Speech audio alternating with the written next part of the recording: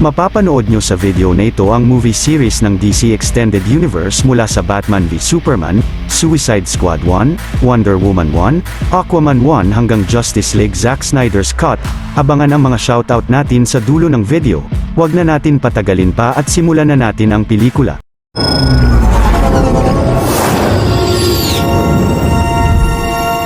Matapos manood sa sinehan ng batang si Bruce Wayne kasama ang mga magulang niya ay may biglang humarang na lalaki sa kanila at tinutukan sila ng baril. Sinubukan na labanan ito ni Thomas Wayne subalit mabilis na nabaril siya ng lalaki. Pagkatapos ay binaril rin ito si Martha Wayne at agad na tumakbo paalis roon at sa araw na iyon ay nasaksihan ni Bruce na mamatay sa harap niya ang mga magulang niya. Sa sunod na eksena sa libing ni Thomas at Martha ay biglang tumakbo palayo rito si Bruce pero nahulog siya sa isang butas. Dito ay napanaginipan ni Bruce na pinuntahan siya ng napakaraming mga paniki at nilipad siya pabalik sa taas. Napunta na ang istorya sa panahong inatake ni General Zod ang Metropolis at si Bruce ay tinawagan ang isang tauhan niya na si Jack sa kanilang Wayne Financial Tower upang palikasin na ang mga empleyado roon. Matapang na nagdrive naman si Bruce sa mga kalsada ng Metropolis kahit pa maraming nagbabagsakan ng mga debris sa mga gusali, subalit sina Superman at Zod ay tumalsik sa Wayne Tower at nakita ni Bruce na winasak ito ng heat vision ni Zod. Si Jack naman sa loob ay naiwan na nagdasal na lang at gumuho na ang buong gusali nila. Tumakbo papalapit sa gumuhong building si Bruce at nakita niya ang isa pang empleyado niya na si Wallace Keefe na nabagsakan ng malaking bakal ang mga paa at kasama ang ibang tao roon ay naalis nila siya dito. Pagkatapos ay mabilis na niligtas ni Bruce ang isang bata na mababagsakan ng debris at nasabi nito na ang ina niya ay nandun sa nawasak na Wayne Tower. Ilang saglit ay nakita ni Bruce sina Superman na naglalaban sa ere at galit na sinisi niya ito sa libu-libong namatay na mga tao sa Metropolis. Makalipas ang 18 buwan, ang grupo ng mga diver ay nakadiskubre ng kakaibang bagay sa ilalim ng tubig ng Indian Sea malapit sa nawasak na world engine ni General Zod at binigay ito sa tauhan ng LexCorp at ito pala ay ang berdeng bato na ang Kryptonite. Sa sunod na eksena sa Nairobi, Africa, si Lois Lane ay sinalubong ng photographer na si Jimmy Olsen at pagsakay nila ng isang kotse roon ay tinakpan ang mga ulo nila pagkatapos ay dinala sa leader ng mga terorista na si Amedja na may private security contractors. Nagsimula na ng interview si Lois sa leader habang ang isa sa mga private security na si Anatoly Kanayev ay chinek ang kamera ni Jimmy at nakakita rito ng tracker ng CIA. Nagalit si Amedja kay Lois pero sinabi ni Jimmy na ginamit lang nila siya upang matunton ang lokasyon ng base nila. Ngunit ang leader ay binaril si Jimmy at ang CIA ay nagpadala ng elite squad sa lokasyon ng mga terorista pagkatapos ay nag-release ng military drone. Ilang saglit ay pinasok ni Amedja si Lois sa kanilang base subalit si Anatoly at ang mga kasamahan niya ay mabilis na pinatumba ang lahat ng mga tauhan ni Amedja sa labas at nang narinig ito ng leader ay agad na ginawa niyang hostage si Lois. Pagkatapos ay sinunog ni Anatoly ang katawan ng mga tauhan ni Amedja at agad na umalis sila sa lugar.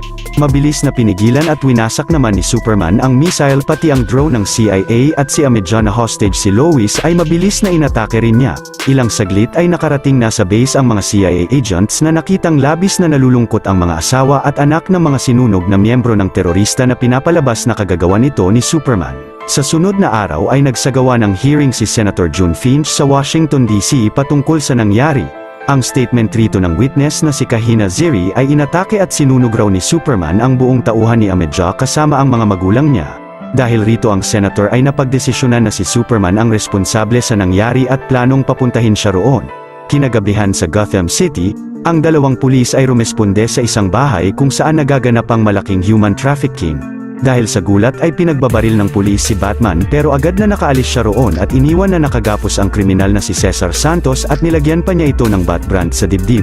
Kinaumagahan si Lois sa apartment nila ay napansin na natamaan ng bala ng baril ni Anatoly ang notebook niya at tinabi ito. Maya-maya habang naliligo siya ay dumating na roon si Clark at sinabi sa kanya ni Lois na nagkaroon ng hearing tungkol sa nangyari at sinisisi nila siya sa pagpatay ng mga tao sa Nairobi. Ngunit walang pakialam rito si Clark dahil kailangan niyang iligtas ang pinakamamahal niyang babae.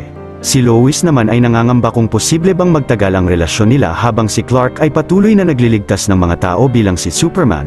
Pero si Clark ay nilublob ang sarili sa tub at sinimulan halikan si Lois at nagkaroon sila ng mainit na pagmamahalan rito. Maya-maya si Bruce sa kanyang Batcave ay sinabi kay Alfred na si Cesar Santos ay mababang level lang at planong hanapin si Anatoly Kanayev dahil ito ay maraming nalalaman at upang matukoy niya kung sino ang boss nila na nagtatago sa pangalang White Portuguese na sa tingin ni Bruce ay planong mag-smuggle ng malaking bomba sa Gotham City. Sa sunod na eksena si Senator Finch ay nakipagkita sa bilyonaryong businessman na si Lex Luthor na pinakita sa kanya ang nadiskubre nilang berdeng bato na nang tinabi nila sa katawan ni General Zod ay nanghihina ang mga cells nito. Plano raw nilang gawing armas ito dahil sa tingin niya ay paparating na ang mas marami pang meta-humans sa kanila na maaaring magdala rin ng panganib sa mundo at hindi lang sa bansa nila. Kailangan raw ni Luthor ng import license kay Senator Finch para sa nakita nilang malaking kryptonite sa Indian Sea. Pinag-isipan muna ito ni Finch pero ang subordinate niya ay binigyan si Luthor ng access sa nasirang Kryptonian scout ship pati na rin sa katawan ni General Zod na kinuhaan niya ng mga balat sa dulo ng daliri. Samantala ang ngayong may mga putol na paa na si Wallace Keefe ay pumunta sa ginawa ng gobyernong monumento ni Superman. Umakyat si Keefe sa rebulto ni Superman roon at pinagsabihan siya ng pulis pero binato niya ito. Pagkatapos ay nag-vandalize siya sa rebulto na maling Diyos si Superman. Maya-maya si Perry White ay inassign kay Clark ang sports section ng dyaryo ng Daily Planet, pero pumunta siya sa apartment ng witness sa hearing na si Kahina ngunit sinabi ng kapitbahay nila na hindi na ito umuuwi roon dahil natatakot siyang atakihin ni Batman. Sa kasalukuyang iyon si Anatoly ay nasa isang underground fighting club at nandoon rin si Bruce. Ang binayaran niyang fighter ay magaling na pinatumba ang fighter na pinestahan ni Anatoly. Dahil sa dismaya ay uminom ito saglit at si Bruce ay kinopya ang data sa cellphone niya habang nakikipag-usap rito. Pag-alis ni Anatoly ay nakopya na ni Bruce ang lahat ng data sa cellphone ng lalaki. Kinabukasan si Lois ay sinabi kay Perry na nalaman niya sa crime laboratory na ang bala sa notebook niya na mula sa mga rebelde sa Nairobi ay hindi nabibili kahit saan kahit pa sa black market. Sa tingin niya ang gobyerno ay binibigyan ng armas ang mga rebelde na ito at plano niyang pumunta ng Washington upang mas makapag-imbestiga pa. Habang si Clark naman ay inimbitahan ni Luthor sa kanilang fundraiser event sa bahay nila na ang Metropolis Library upang mag-cover ng report roon. Kinagabihan ay nakipagkita uli si Senator Finch kay Lex Luthor upang sabihin rito na dinidecline niya ang import license ng kanilang mineral. Dahil hindi siya sang-ayon sa plano nila na lumikha ng armas na papatay kay Superman, maya-maya si Bruce sa kanyang bahay ay nalaman sa cellphone ni Anatoly na ang boss nito na si White Portuguese ay si Lex Luthor at plano niyang pumunta sa bahay niya bilang si Batman. Pero si Alfred ay pinakita kay Bruce ang imbitasyon ni Luthor sa kanya sa kanilang fundraiser event. Pagsapit ng gabi ay dumalo rito si Bruce na agad na napansin ni Clark at nandoon rin ang babaeng si Diana Prince. Habang nagbibigay ng speech si Luthor ay nagsimula na si Bruce mag-imbestiga sa lugar sa tulong ni Alfred pero si Clark ay naririnig ang usapan nila.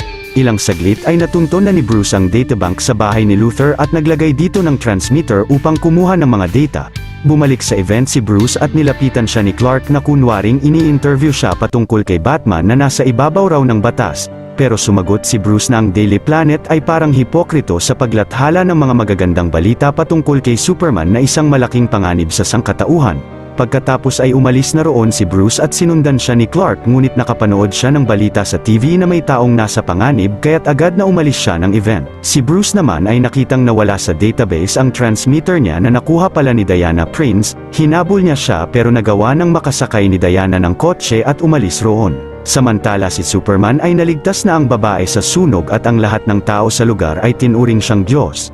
Habang ang maraming tao ay tinitingnan si Superman na isang messianic figure o isang savior.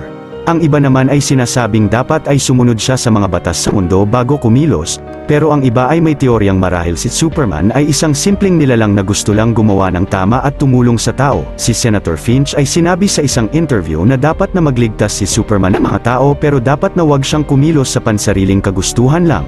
Sa sunod na araw si Cesar Santos ay nilipat ng kulungan sa Metropolis subalit maya-maya si Anatoly ay nag-hire ng isang preso upang ipatumba si Cesar sa loob ng kulungan.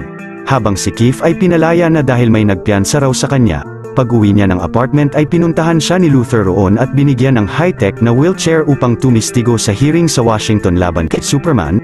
Samantala si Swanwick na ngayon ay isa ng Defense Secretary ay kinausap ni Lois at sinabing sa tingin niya ay nagsusupply ng mga armas ang gobyerno sa mga rebelde sa Africa dahil sa bala na na-recover niya roon. Pero si Swanwick ay inis na sinabing wag mag-imbento ng conspiracy theory laban sa kanila para lang mapalabas na mabuti si Superman.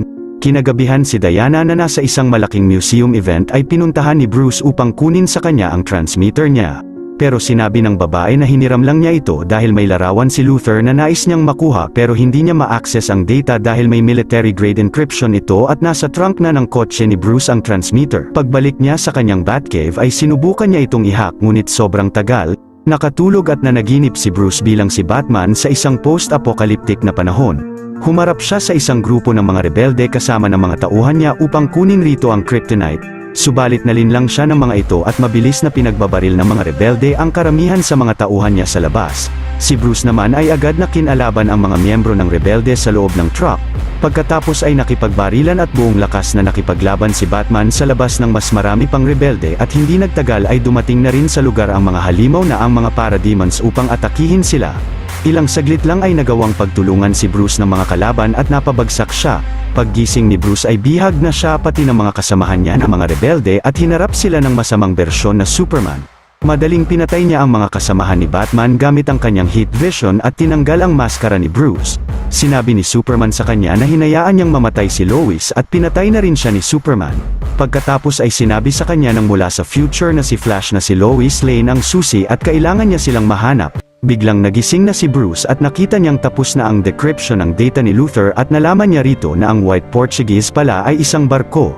Sinabi niya ito kay Alfred at nalaman pa ni Bruce na plano ni na Luther na gamitin ang barko upang mag-smuggle ng kryptonite na kayang pahinain ang mga cells ng Kryptonian na si Superman. Napagdesisyonan naman ni Bruce na kunin ito kina Luther at gamitin upang tapusin si Superman dahil sa mga libu-libong tao na namatay ng dahil sa kanya na maaaring maging milyon pa sa susunod. Sumagot si Alfred na hindi nila siya kalaban pero nasabi pa ni Bruce na sa ngayon hindi nila siya kalaban. 20 years na siyang Batman sa Gotham at nakita nilang konti lang ang mga taong nanatiling mabuti.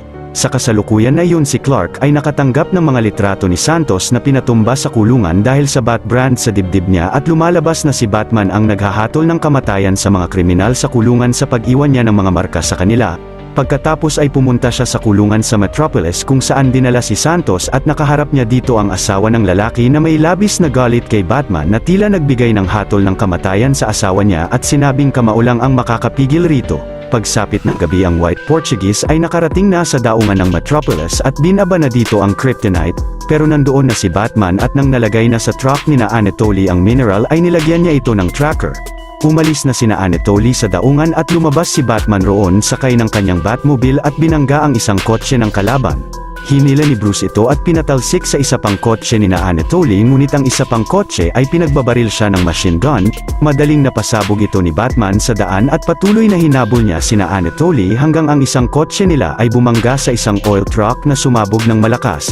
Pagkatapos ay biglang lumabas si Batman sa ibabaw ng truck ni na Anatoly na kinawasak ng bubungan ng sasakyan nila. Si Anatoly naman ay inatake si Batman ng rocket launcher pero pinasabog niya ito sa ere gamit ang flares niya. Subalit biglang bumangga si Bruce kay Superman na hinihintay na pala siyang dumaan roon. Winasak ni Clark ang pinto ng Batmobile ni Bruce at sinabing itigil na ang pagiging hero vigilante niya at i-consider na naawa siya sa kanya sa hindi pagpatay ni Superman sa kanya.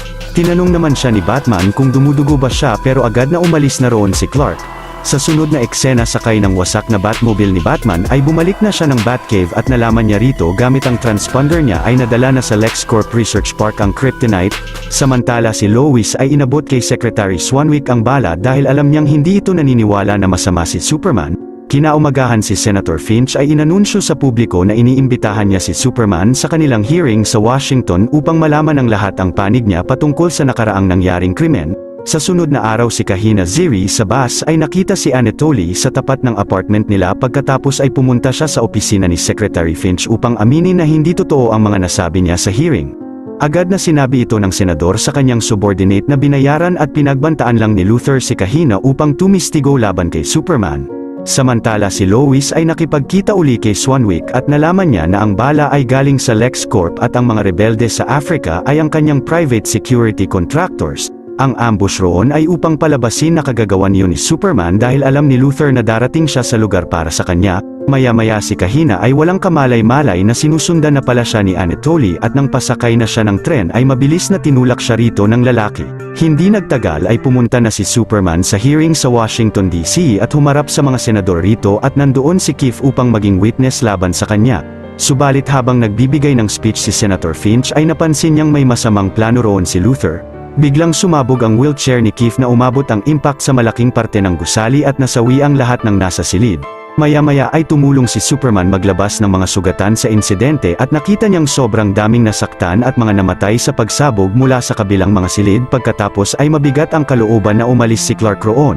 Pagsapit ng gabi ang LexCorp Research Park ay nagtamo ng malaking damage at pagpunta rito ni Luthor ay nalaman niyang kagagawan nito ni Batman at kinuha pa ang kanyang malaking kryptonite. Samantala si Clark ay nakipagkita kay Lois na labis na nagsisisi na hindi niya nakita ang bomba sa hearing upang pigilan ito at plano ng tumigil bilang si Superman. Pero si Lois ay sinabihan siyang kailangan niyang maging inspirasyon ng pag-asa sa maraming tao at lumipad paalis roon si Clark. Sa kasalukuyan ay yun si Luthor ay ginamit ang balat ng mga daliri ni Zod upang gawing fingerprint sa pag-access ng Kryptonian scout ship at inactivate ang system nito na naglalaman ng data mula sa libo-libong mga mundo at pinag-aralan niya ito. Maya-maya dahil rito ay nalaman niya na maaaring buhayin ng Genesis Chamber ang namatay na nilalang kaya't dinala ni Luthor roon ang katawan ni General Zod na tinuluan niya ng sariling dugo at nilubog sa tubig ng chamber upang muling buhayin si Zod. Habang si Bruce sa kanyang Batcave ay nag-eensayo at nag-eehersisyo ng matindi bilang paghahanda sa laban niya kay Superman, pagkatapos ay gumawa siya ng 3 smoke grenade na may kryptonite pati na rin ang sibat na may talim ng berding bato. Ilang saglit ay in-access uli ni Bruce ang data ni Luthor at nadiskubre rito ang Meta-Human folder at nakita niya ang litrato ni Diana Prince bilang si Wonder Woman noong 1981 sa Belgium. Kinaumagahan ay nabalita sa TV na sa tingin ng maraming tao ay involved si Superman sa pagsabog dahil hindi niya raw ito pinigilan. Maya-maya si Lois ay nag-imbestiga sa apartment ni Keith at nalaman niyang hindi nito alam na mamamatay siya dahil bumili pa si Keith ng mga grocery. Pagkatapos ay tinawagan siya ng kaibigan niya sa crime laboratory na ang loob ng wheelchair ni Keith ay gawa sa LED. Na-realize ni Lois na ito ang dahilan kaya hindi nakita ni Clark ang bomba sa wheelchair. Pagsapit ng gabi habang nasa trabaho si Martha Kent sa Smallville ay biglang dinukot siya ng mga tauhan ni Luthor. Samantala si Batman habang suot ang kanyang bagong mech suit sa abandonadong port ng Gotham City ay tinarak roon ang kryptonite spear niya at pinailaw ang malaking bat signal niya sa kalangitan. Maya-maya si Anatoly ay nagpanggap na janitor sa gusali ng Daily Planet at dinukot naman niya rito si Lois Lane. Dinala niya siya sa tuktok ng LexCorp kung nasaan si Luthor at sinabi niya kay Lois na nakaisip siya ng paraan upang mahanap si Superman. Pagkatapos ay mabilis na tinulak niya ang babae sa gusali na agad niligtas ni Clark sa ere at binaba niya siya sa syudad. Hinarap ni Superman si Luthor at sinabi nito sa kanya na alam niya ang tunay na identity ni Superman na si Clark Joseph Kent o si Kal-El. Plano niyang ipakita sa lahat kung gaano kasama si Superman at gusto niyang kalabanin niya si Batman sa Gotham City. Pagkatapos ay sinabi ni Luthor na kakalabanin niya si Batman dahil bihag nila ngayon si Martha na plano nilang sunugin. Kapag pinatay raw siya ni Superman ay papatayin rin ng mga tauhan niya si Martha pero kapag napatay niya si Batman ay hindi mapapahamak ang ina niya. Binigyan ni Luthor si Clark ng 1 oras upang gawin yun ngunit sa pag-uusap nila ay wala ng 1 oras ang nalalabi. Samantala sina Anatoly sa isang abandonadong warehouse ay naglagay ng orasan sa tapat ni Martha. Ilang saglit ang Heroes Park kung nasaan ang Kryptonian scout ship ay naglabas ng napakalakas na kuryente sa paligid. Si Clark naman ay sinabihan si Lois na kailangan niyang pumunta ng Gotham at kumbinsihin si Batman na tulungan siya kundi ay kailangan niya siyang patayin. Sa kasalukuyan ay yun si Diana na nasa isang hotel room ay natanggap ang email ni Bruce na naglalaman ng litrato niya pati na ang Meta-Human folder ni Luthor. Nakita ni Diana rito si Barry Allen na may super speed ability. Si Dr. Silas Stone na gamit ang kapangyarihan ng Mother Box ay binuhay ang anak niya na si Victor Stone, at ang lalaking si Arthur Curry sa ilalim ng karagatan ng Atlantic Ocean. Hindi nagtagal ay nakarating na si Superman sa Gotham at sinabi niya kay Bruce ang plano ni Luthor subalit ang Dark Knight ay inatake si Clark ng mga sonic cannons na madali niya lang napasabog. Inatake rin niya si Clark ng kanyang mga machine gun pero winasak rin ito ni Clark gamit ang heat vision niya. Dahil naman ayaw makinig ni Bruce sa kanya ay inis na pinatalsik ni Superman si Batman ng ilang beses sa lugar.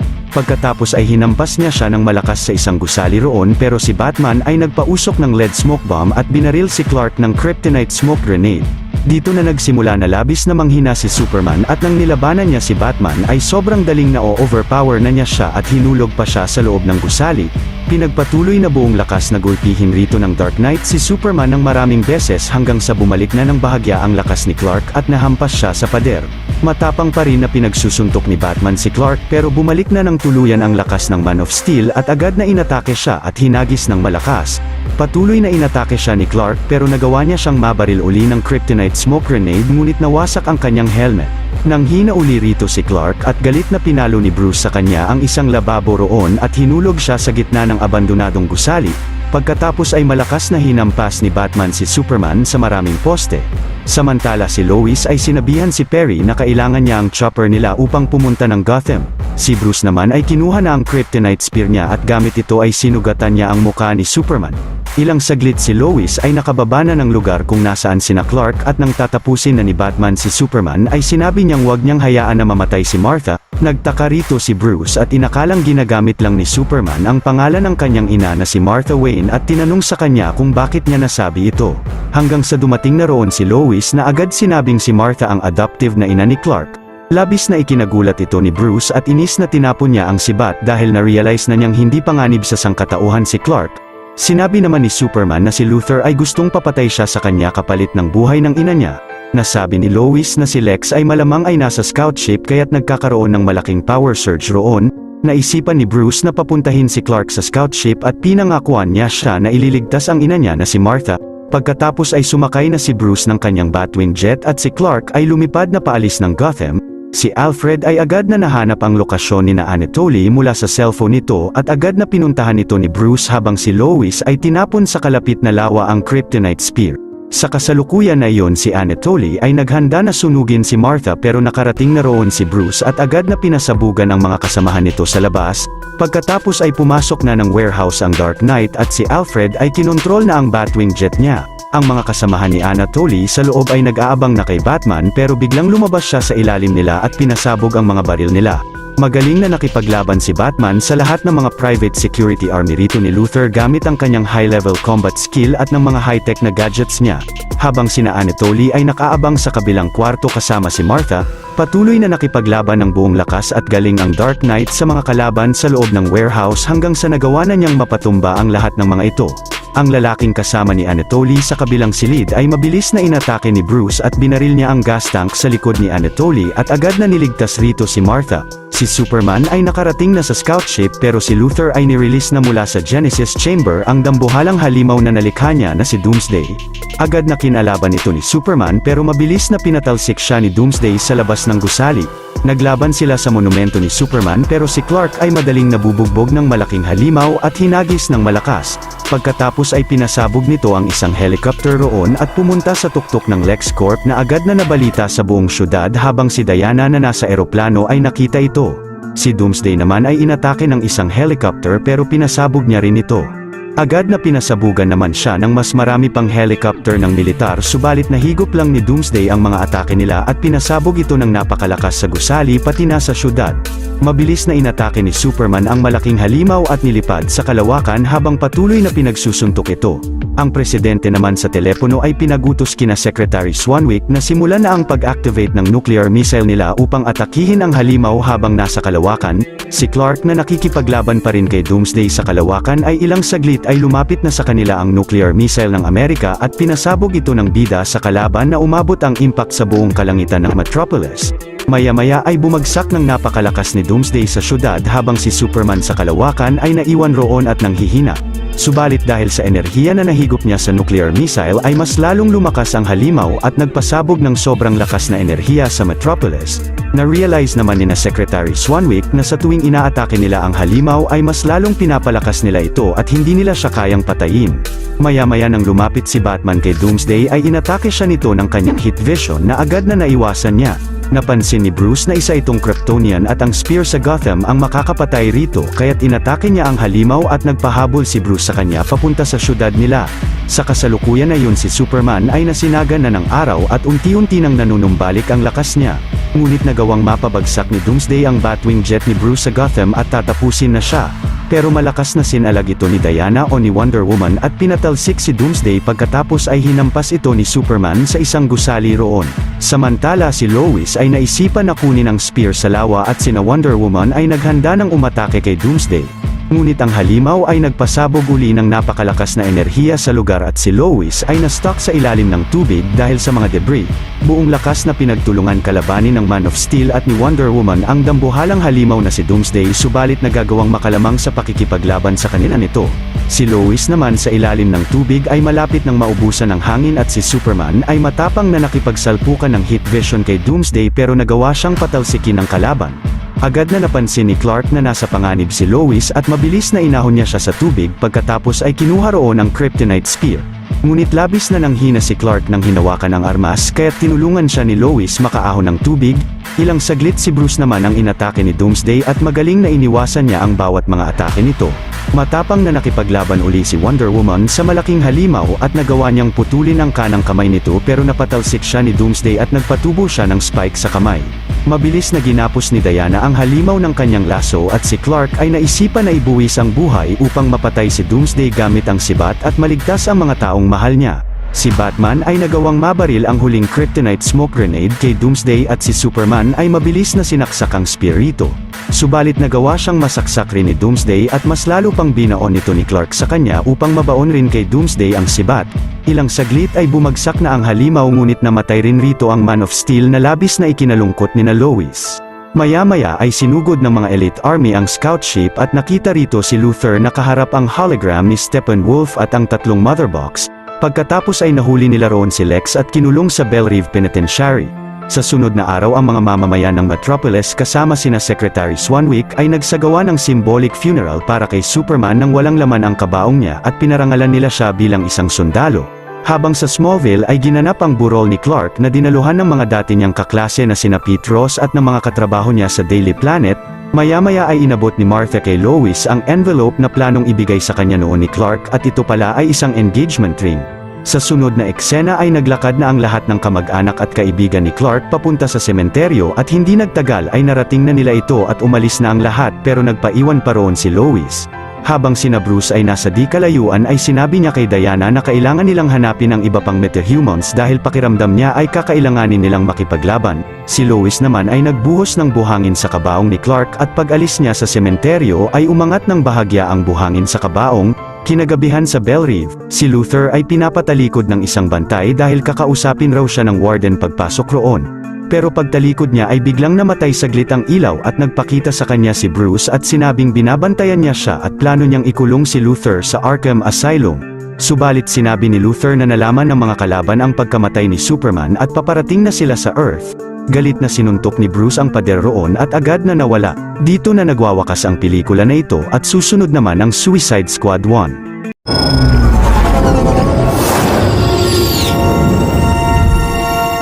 Sa Bellrive Penitentiary, ang senior security officer na si Griggs ay binigyan ng tinapay ang preso nila na si Floyd Lawton at inasar pa siya na para sa kanya ay maraming hinalong maduduming bagay sa pagkain niya. Ang lalaki ay galit na binantaan si Griggs na papatayin pag nakalabas siya roon at dahil sa pagbabanta na ito ay pinalo siya ng mga bantay ng maraming beses. Maya-maya ay pinuntahan ni Griggs ang kulungan ni Harley Quinn at sinabihan siya na manatiling malayo sa mga rehas pero di nilaan pa ito ni Harley kaya't kinuryente siya ni Griggs sa rehas. Biglang naalala ng babae noong nagpatumba siya roon ng 5 bantay dahil ayaw niyang kumain, pero si Griggs ay puwersahang pinadaloy sa ilong niya ang kanyang mga food supplement. Matapos ang 9 months mula nang mamatay ang national hero ng Amerika na si Superman, si Amanda Waller ng Argus ay dumalo sa isang dinner meeting ni na Commander Olson at ni National Security Counselor Dexter Tolliver upang mag-propose sa kanila sa binuo niyang grupo na ang Task Force X. Ang mga ito ay plano niyang i-assign sa mga misyon na sobrang mapanganib katulad na lang kung magkaroon sila ng susunod na Superman na isang terorista. Isa na dito ay si Floyd Lawton o si Deadshot. Isa siyang assassin for hire at ang most wanted na hitman sa mundo na kahit kailan ay hindi nagmimintiz. Hinahire siya ng mga high-profile na mga kliyente at nagpapatumba ng mga target ng napakadali sa sobrang laking halaga at mabilis na umaalis sa insidente ng walang nakakaalam. Isang gabi nang nilabas at pinag-shopping ni Floyd ang kanyang anak ay nasabi nito sa kanya na alam niyang pumapatay siya ng mga tao bilang trabaho. Pero biglang inatake at nilabanan siya ni Batman sa isang iskinita. Agad na hinarang si Floyd ng anak niya at sinabing itigil na ang mga masamang ginagawa niya. Dahil dito ay sumuko na si Floyd sa mga pulis. Ang sunod na napili niya ay si Harlan Frances Quinzel o si Harley Quinn. Noon ay isa siyang psychiatrist sa Arkham Asylum na na-assign sa psychopath crime lord na si Joker. Inakala ni Dr. Quinzel na pinapagaling niya ang Joker ngunit kalaunan ay na-inlove siya sa kanya. Hanggang sa tinulungan ni Quinzel si Joker at ang mga gang members nito na tumakas at umatake sa Arkham Asylum. Subalit dahil sa galit ni Joker kay Quinzel sa pagbura ng mga alaala niya ay kinuryente rin niya ang utak ng babae ng mas matindi. Hindi nagtagal ay halos nawala na rin si Dr. Quinzel sa sarili at naging si Harley Quinn pagkatapos ay naging hari at reyna sila ng krimen sa Gotham City. Kahit sinong bumastos sa Quinn ng Joker ay agad na pinapatumba niya. Isang gabi ay hinabol sila ni Batman sakay ng Batmobile nito. Nang nakasampa siya sa kotse nila ay inis na pinagbabaril si Batman ni Harley Quinn subalit biglang nahulog ang sasakyan nila sa kalapit na ilog. Agad na pinuntahan sila rito ni Batman ngunit wala na sa kotse si Joker at nahuli ng Dark Knight roon si Harley Quinn. Ang sunod ay si Digger Harkness o si Captain Boomerang na madalas na nagnanakaw ng mga alahas sa mga establishmento pagkatapos ay tinatraidor ang kasama niya. Pero ang The Flash ay sobrang bilis na pinabagsak at nahuli si Boomerang. Si Jones Whale naman o si Killer Croc na dahil sa itsurang halimaw ay tinatrato siyang halimaw sa Belle Reve ni Griggs at pinapakain ng isang buong skinless na kambing. Ang sunod na miyembro ay si Chato Santana o si El Diablo na pinanganak na may pyrokinetic ability at ginamit ang kapangyarihan niya sa masamang paraan. Hanggang sa napatay niya ng di sinasadya ang kanyang pamilya at napagdesisyonan na sumuko sa mga pulis. At ang huling miyembro ay si Enchantress na isang witch at galing sa ibang dimensyon. Noon ang archaeologist na si Dr. Jun Moon ay biglang nahulog sa isang kuweba at nabuksan dito ang sinumpang manika ni Enchantress pagkatapos ay sumanib ito sa katawan ni Dr. Moon. Bago tayo magpatuloy, kung mahilig kayo sa mga ganitong Tagalog recap ay huwag niyong kalimutan na mag-subscribe sa channel natin dahil marami pa tayong upload na mga exciting na recap katulad nito. Pero ang Enchantress ay may nakatagong puso sa kuweba at ang makakahanap nito ang makakakontrol sa witch. Kaya't hinanap ni na Amanda ang puso ng witch sa kuweba at ngayon ay nasa case na niya ito. Ang kanyang Task Force X ay sasailalim sa pamumuno ni Colonel Rick Flag na ang pinakamagaling na miyembro ng Special Forces. Inassign niya kay Colonel Flag ang pagbabantay kay Dr. Moon at katulad ng inaasahan niya ay na-inlove ito sa babae. Sa sunod na eksena sa Pentagon, nag-propose rin rito si Waller ng kanyang Task Force X at tinulungan siya ni Dexter Tolliver na hikayatin ang mga high-ranking officer roon na pahintulutan si Waller na magpatakbo nito. Pero si General Edwards ay agad na tumanggi sa kanila dahil hindi raw nila makokontrol ang mga miyembro ng Task Force X ni Waller. Pinapunta naman ng babae si Dr. Moon sa harap at nagpalit siya ng anyo bilang si Enchantress. Dahil na kay Waller ang puso ng witch ay napilitan siyang sundin ang sinabi nito at mabilis na binigay sa General ang isang plan book mula sa Ministry Vault ng Tehran. Nang tinusok ni Waller ang puso ni Enchantress ay binalik na nito si Dr. Moon at ang General ay namangha at pumayag na rin sa babae. Kinabukasan ay pumunta si Waller kasama sina Colonel Rick Flag sa Belle Reve Penitentiary. Tiningnan rito ng babae ang kalagayan ni Harley Quinn at si Flag naman ay pinuntahan ang nilalang na si Killer Croc. Pagkatapos ay sinubukan nilang dalawa na hikayatin si Chato Santana na sumama sa kanila ngunit sinabi nito na hindi siya isang sandata at tumanggi kina Waller. Maya-maya ay pinapunta ni na Colonel Flag sa isang fireground si Floyd Lawton at sinabihan siya na kailangan nilang makita ang kaya niyang gawin. Ngunit sa galit ni Floyd kay Griggs ay tinutukan niya ito ng baril pero tinutukan rin siya ng mga kasamahan ng lalaki kaya't bumaril na lang siya sa ere. Pagkatapos ay dumampot ng marami at iba't ibang baril sa table si Lawton at pinagbabaril ang lahat ng target ng walang mintis. Dahil sa sobrang galing niya na gumamit ng napakaraming klase ng mga baril ay nagawa niyang bumutas sa sentro ng lahat ng target. Matapos makita ni na Colonel Flag ang napakagaling na abilidad ni Floyd ay sinabihan niya sila na kung gusto nila siyang kunin ay kailangan ay palabasin nila siya roon at ipasok ang anak niya sa pinakasikat na eskwelahan. Ngunit sumagot si Flag na wala siya sa lugar na magsabi ng mga demands pero pinasabi niya ito kay Waller.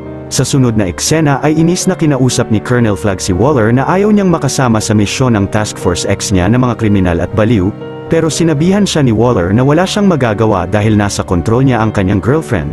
Samantala ang tauhan ni Joker na si Johnny Frost ay nireport sa kanya na nalaman na nila kung saan kinulong si Harley Quinn at kung anong plano sa kanya ng gobyerno. Si Joker naman ay nagplanong iligtas roon si Harley pagkatapos ay tumawa habang nakahiga na napapalibutan ng maraming patalim. Kinagabihan si Griggs sa isang bar ay dinukot ng tauhan ni Joker at sinabihan niya ito na tutulungan niya siya. Samantala sa isang hotel kung nasaan sina Colonel Flag ay biglang nagpalit ng anyo si Dr. Moon bilang si Enchantress. Pagkatapos ay pinakita ng witch kay Flag ang isang pangitain na namatay si Dr. Moon sa ospital. Dahil rito ay hindi na tinawagan ng lalaki si Waller at pumunta siya sa silid nito upang kunin ang puso niya pero agad na nadetect siya ng case. Kaya't pumunta na lang siya sa kabilang silid at kinuha roon ang curse doll ng kapatid niya na si Incubus. Pagkatapos ay pumunta siya sa isang train station ng Midway City at pinasanib si Incubus sa isang lalaki sa palikuran. Sinabi ng witch sa kapatid na plano niyang lumikha ng machine na papatay sa sangkatauhan at bumalik na siya kay Flag sa katawan ni Dr. Moon. Maya-maya ang katawan na sinaniban ni Incubus ay biglang nahimatay at nilapitan siya ng mga tao sa istasyon. Subalit dito na niya sinimulan na higupin ang katawan ng mga ito upang lumakas siya pagkatapos ay winasak ang tren roon. Agad na nalaman ito ni General Edwards at pina-activate na ang Task Force X. Sina Griggs naman ay mabilis na pinuntahan si Harley Quinn sa kulungan niya at kinuryente. Si Chato ay nilabas ng kanyang water tank at tinurukan ng pangparalisa. Maging si Killer Croc ay tinurukan rin ito ng mas marami.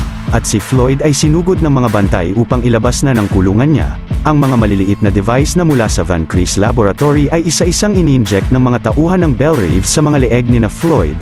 Paglabas nila ng penitentiary ay palihim na inabot ni Griggs kay Harley ang cellphone na galing raw kay Mr. J. Sa sunod na eksena sa Van Crees Laboratories, pinasabugan ni na Joker ang bantay sa harap at pinagbabaril ng mga gang members ni Joker ang mga empleyado sa loob ng laboratory. Pagkatapos ay nilagyan rin niya ng device sa leeg si Dr. Van Crees. Sa kasalukuyan na iyon sina Colonel Flag ay nasa Midway train station at napansin nila na nasa taas ang nilalang na si Incubus at madaling pinapatumba ang mga kasamahan na sundalo ni na Flag. Upang matalo nila ang halimaw ay pinagpalit ni Flag ng anyo si Dr. Moon ngunit agad na nakatakas ito at si Waller ay sinaksak ang puso ng Enchantress pero nagawang ibalik ni Incubus ang dating lakas niya. Ilang saglit ay nagsimula na siyang lumikha ng kanyang napakalaking machine mula sa mga bagay sa paligid at ang kapatid niya ay tinulungan siya na mabuo ang machine niya. Kinaumagahan ay pina-evacuate ng gobyerno ang lahat ng mamamayan ng Midway City matapos ang napakaraming nasugatan at nasawing sundalo roon. Sa campsite ng mga sundalo sa Midway ay pinunta rito sina Floyd at hinarap sila ni Colonel Flag pagkatapos ay pinatanggal ang mga gapos nila. Ang huling sinama sa Task Force X ay ang lalaking si Slipknot at pinaliwanag ni Colonel Flag sa kanila na ang nilagay sa mga leeg nila ay isang nanite explosive na kahit maliit ay kasing lakas ng isang granada. Kapag hindi sila sumunod sa kanya, subukan na tumakas o galitin man lang siya ay mamamatay sila. Pagkatapos ay pinakuha at pinasuot ni Colonel Flag ang lahat ng mga kagamitan, mga armas at mga suit nila para sa kanilang sobrang mapanganib na misyon. Ilang saglit mula sa tablet ni Flag ay nagbigay ng pep talk si Waller sa Task Force X at sinabing ang misyon nila ay pumunta sa sentro ng Midway City na kasalukuyang inaatake ng mga terorista upang iligtas ang taong may codename na HVT-1. Pag nagtagumpay sila sa misyon ay mababawasan ang sintensya nila sa kulungan pero pag nabigo nila ito ay mamamatay sila. Kung mapahamak naman si Colonel Flag ay papatayin niya rin silang lahat at nasabi ni Floyd na isa pala silang suicide squad. Nang paalis na sila ay dumating roon si Katana na ang bodyguard ni Colonel Flag. Ayon kay Flag si Katana ay kayang patayin ang kahit sino sa kanila gamit ang espada niya na may mga kaluluwa na mahanapatay niya at isa na rito ang asawa niya. Habang nasa biyahe ay tinext si Harley ni Joker at nakita ito ni Floyd. Nang napalapit na sila sa sentro ng Midway ay nakita ni na Harley ang malaking machine ni Enchantress at si Floyd ay nagtakang tinanong kay Colonel Flag kung terorista nga ba ang umatake sa syudad. Maya-maya ay may biglang umatake sa helicopter nila at agad na bumagsak ito sa syudad pero lumabas ang lahat ng sasakyan na walang napahamak. Nagsimula na silang maglakad sa Midway City kasama ng mga Navy SEALs ni Flag at nasabi rito ni Captain Boomerang kay Slipknot na hindi totoo ang bomba sa leeg nila at ginagamit lang ito ni na Waller upang kontrolin sila. Plano niyang tumakas roon at sumang-ayon sa kanya si Slipknot. Agad na umatake silang dalawa ng mga sundalo pero mabilis na pinigilan si Boomerang ni Katana at si Slipknot ay sinubukan na tumakas roon ngunit pinasabog ni Flag ang leeg nito na agad na kinabagsak niya. Binantaan naman ni Flag ang lahat na huwag makipaglaro ng kalokohan sa kanya dahil baka isa na sa kanila ang sumunod kay Slipknot. Ilang saglit ay sinabi ni Deadshot kay Harley na kung magtutulungan silang lahat na pabagsakin sina Flag ay makakatakas sila sa kanila at malamang si Joker ay tutulungan sila sa mga bomba sa leeg nila. Si Harley ay sinabi kay Captain Boomerang ang plano nila at sinabi rin ito ng lalaki kay Chato ngunit tumanggi siya sa kanila. Si Killer Croc naman ang sasabihan ni Boomerang ngunit agad na inatake siya nito. Hindi nagtagal ay nakakita sila ng isang sulok ng syudad na puno ng mga halimaw at nagtakang tinanong ni Floyd kay Flag kung ano ang mga ito. Ngunit biglang napansin at sinugod na sila ng mga halimaw at ang mga Navy SEALs ni Colonel Flagg kasama si Deadshot ay agad na pinagbabaril ang mga ito. Maging ang ibang mga miyembro ng Suicide Squad ay tumulong na rin magpatumba ng mga halimaw gamit ang kanilang mga kakaibang sandata maliban kay Chato na ayaw gamitin ang kapangyarihan niya. Subalit ilang saglit ay dinukot ng mga nilalang si Colonel Flagg at dahil mamamatay sina Harley kapag namatay siya ay mabilis na pinigilan at pinatay niya ang mga halimaw na ito. Magaling na nagpatumba ng mga kalaban ang babaeng si Katana gamit ang espada niya ngunit ang mga ito ay mas lalong dumadami at patuloy na sumusugod sa kanila. Pero si Deadshot gamit ang kanyang dalawang mga baril sa kamay ay buong tapang at galing na pinagbabaril ang lahat ng mga halimaw hanggang sa hindi nagtagal ay naubos na niya ang lahat ng mga ito roon. Subalit ang isa pang grupo ng mga Navy SEALs ni Flagg ay nahuli ng mga halimaw ni na Incubus at isa-isang ginawa ring halimaw ni Enchantress. Maya-maya ay sinabi ni Colonel Flagg kina Deadshot na nasa tuktok ng tower na iyon ang kailangan nilang ma-rescue at pagkatapos ay may pipick up na helicopter sa kanila roon. Pero si Harley nang makakita ng motor sa daan ay naalala noong hinabol niya si Joker matapos niyang tulungan na makatakas ito. Matapang na hinarang niya ang kotse ni Joker sa gitna ng kalsada at sinabing lahat ay ginawa niya upang mahalin niya siya. Pero sumagot si Joker na hindi siya maaring mahalin ni numan at dapat na lumayo siya sa kanya. Sa sunod na eksena nang nakapasok na silang lahat sa gusali ay biglang sumakay ng elevator si Harley Quinn upang basahin ang text sa kanya ni Joker. Subalit inatake siya rito ng ilang mga halimaw ng Enchantress pero magaling na napatumba niya sa loob ng elevator ang mga ito. Ilang saglit sa sunod na silid ng gusali ay mabilis na sinugod at inatake sila ng napakaraming mga halimaw ng witch. Ngunit habang buong lakas na nagpapatumba ng mga kalaban ang mga miyembro ng Suicide Squad ay hindi na naman nakipaglaban rito si Chato. Hindi nagtagal ay sinubukan uli dukutin ng mga halimaw si Colonel Flagg at agad na niligtas siya ng Suicide Squad at pinalibutan upang protektahan. Subalit mas dumami ang mga umaataking kalaban sa kanila at galit na sinabihan ni Floyd si Chato na tulungan sila. Dahil sa inis ay ginamit ng lalaki ang kanyang napakalakas na apoy sa mga kalaban at madaling naubos niya ang mga ito. Maya-maya nang naglakad sila sa mataas na hagdan ng building ay naalala ni Harley noong nasa isang factory sila ni Joker ay tinanong siya nito kung handa ba siyang mabuhay para sa kanya. Sumagot si Dr. Quinzel na oo at hinulog niya ang sarili sa mainit na kemikal ng factory. Pero agad na niligtas siya rito ng lalaki at doon na siya naging si Harley Quinn. Hindi nagtagal ay narating na nila ang pasilidad kung nasaan ang ililigtas nila at bago pumasok roon si Flagg ay iniwanan niya sina Floyd sa labas. Ito pala ay si Amanda Waller at ang mga staff niya na na-stock roon dahil pinag-aaralan nila ang Enchantress mula sa gusali. Pagkatapos ay pinagbabaril ni Waller ang lahat ng kanyang staff dahil hindi raw sila authorized na malaman ang buong operasyon nila. Paglabas ni Amanda sa silid ay labis na nagulat ang Suicide Squad na makitang siya pala ang niligtas nila sa gusali pero wala silang magawa dahil nasa kanya ang kontrol sa mga bomba sa leeg nila. Ilang saglit nang sasakay na sila ng helicopter nila ay hinijack ito ni na Joker at agad na pinagbabaril silang lahat ng machine gun. Ang bihag naman nila na si Dr. Van Chris ay dinisable ang nanite bomb ni Harley. Nang tatalon na siya sa helicopter ni na Joker ay sinubukan pasabugin ni Flagg ang bomba sa kanya pero hindi niya magawa. Nakakapit na si Harley sa lubid ni na Joker at inutusan ni Waller si Deadshot na barilin si Harley kapalit ng kalayaan niya at ng kinabukasan ng anak niya. Dahil rito ay binaril nga ni Deadshot si Harley ngunit hindi niya siya natamaan at sinabi niya kay Waller na nagmintis raw siya. Pero ang babae ay pinabagsak sa isa pang helicopter nila sina Joker at nang nakasampa na si Harley sa sasakyan ay pinasabugan ito ng helicopter ni na Waller. Si Harley ay biglang nakabitaw kay Joker at nahulog sa kalapit na gusali habang ang helicopter ay sumabog na sa isa pang building. Maya-maya ay sinakay na si Waller ng helicopter at pinaghintay roon sina Flagg sa susunod na helicopter. Subalit habang nasa ere ay inatake at pinabagsak ni Incubus ang sasakyan niya. Pagkatapos ay pinuntahan si Waller rito ng maraming halimaw ni na Incubus. Ang Operation Control naman ay kinumpirma kina Colonel Flagg na patay na si Waller. Pero sina Flagg ay sinabihan ang lahat na pupuntahan nila ang lokasyon ni Waller at paglabas ng gusali ay nakita nila roon si Harley Quinn na labis na nalulungkot sa pagkamatay ni Joker. Samantala sina Incubus ay nakuha na ang puso ni Enchantress at binalik ito sa kanya na mas nagpalakas ng kapangyarihan niya at sa kanyang malaking machine. Nabihag pala nila si Waller at pinasok ng witch ang isip niya. Sa sunod na eksena ay natunton na nila ang bumagsak na helicopter ni Waller at nakita nilang wala roon ang katawan niya. Si Floyd naman ay nasabing malamang ang susunod na pupuntahan nila ay ang lokasyon ng malaking bagay sa ere na kinumpirma ni Colonel Flagg. Pero ang lalaki ay nakita sa sasakyan ang confidential files ni Waller at sinabihan si Flagg na ipaliwanag sa kanila ang sitwasyon roon. Napilitang ikwento ng Colonel na noong inatake ni Incubus ang isang train station sa Midway ay pinagpalit niya ng anyo si Dr. Moon bilang si Enchantress upang kalabanin si Incubus, pero tumakas ito sa kanya at pinalakas siya ni Incubus upang hindi na makontrol ni Waller. Si Deadshot naman ay sinabing hindi nila sila kailangan dahil isang himala ang kailangan nila.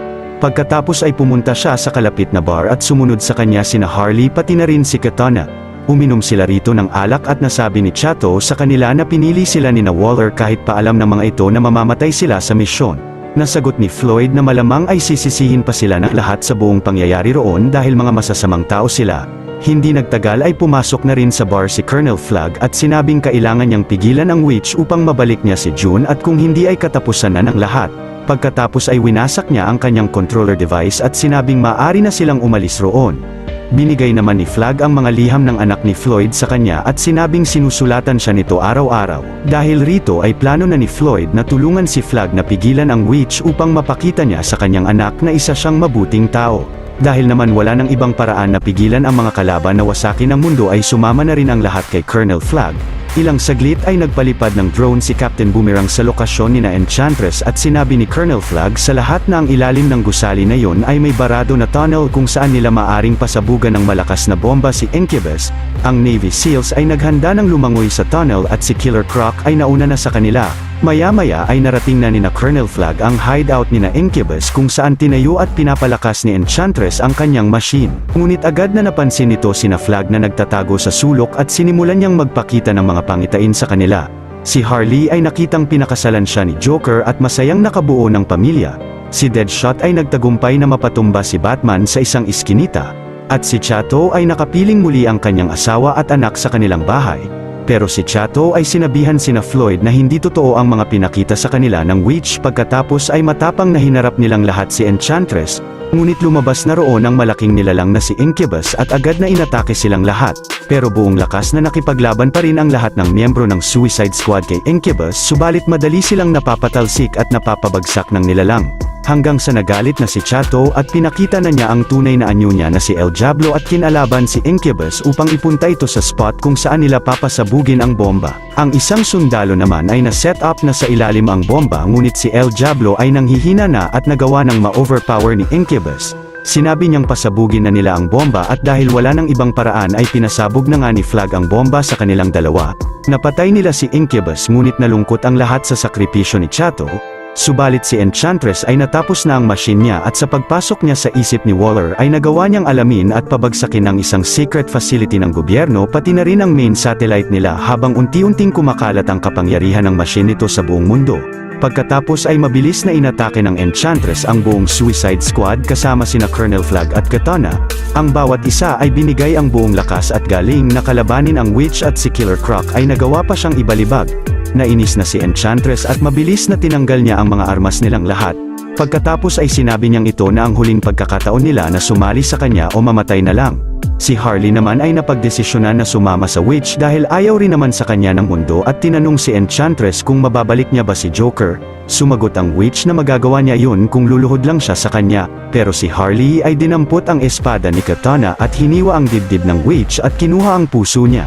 Nag-abot ng bomba si Flagg kay Croc at si Harley ay hinagis ang baril niya kay Deadshot. Paghagis ng bomba ni Croc sa machine ni Enchantress ay binaril ito ni Deadshot na sumabog ng malakas roon at nawasak na ang machine ng witch. Maya-maya ay galit na sinabihan ni Colonel Flagg si Enchantress na ibalik na si Dr. Moon kundi ay wawasakin niya ang puso niya. Ngunit ayaw ng witch dahil alam niyang hindi magagawa ni Flagg na wasakin ito. Si Flagg naman kahit mabigat sa kalooban ay winasak na nga ang puso ni Enchantress na agad na kinamatay nito. Labis na nalungkot ang lalaki na makitang wala na si June pero biglang nagkamalay ito at agad na niyakap at hinalikan siya ni Colonel Flagg. Nang paalis na silang lahat roon ay agad na pinigilan sila ni Waller at sinabing dahil sa nagawa nila ay mababawasan ng 10 years ang sintensya nila sa kulungan at tatanggapin niya kung anumang request nila. Sa sunod na araw sina Colonel Flagg ay sinunod ang request ni Floyd na makasama saglit ang anak niya bago siya ibalik sa kulungan. Si Harley naman habang nasa Belle Reve ay may biglang nagpasabog ng pader ng kulungan at tinulungan na makalabas ang babae at ito pala ay si Joker na nabuhay sa pagsabog. Sa mid-credit scene, Si Waller ay nangangamba na malaman ang lahat ang nangyari at ang ginawa nila sa Midway na maaring malaking panganib sa kanya. Pero si Wayne ay sinabing poprotektahan niya siya kung maibibigay niya ang kailangan niya. Agad na inabot ni Waller kay Bruce ang secret files niya ng mga meta-human. Sinabihan naman ni Bruce si Waller na i-shutdown na ang Task Force X niya dahil siya at ang mga kaibigan na niya ang gagawa ng lahat. Dito na nagwawakas ang pelikula na ito at susunod naman ang Wonder Woman 1.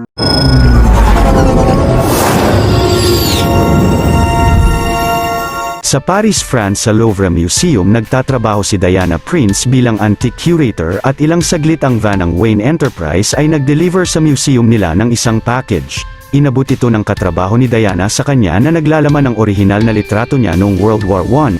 Galing ito kay Bruce Wayne na may mensaheng gusto niyang malaman ang istorya ni Diana. Dahil rito ay nagsimula siyang alalahanin noong bata pa siya sa kanilang isla na ang Themyscira. Tumakas ang batang Diana sa kanyang tutor upang manood sa pag-eensayo ng mga mandirigma nilang Amazons, na pinamamahalaan ng tiyahin niya na si General Antiope dahil nais rin niyang maging mandirigma katulad nila.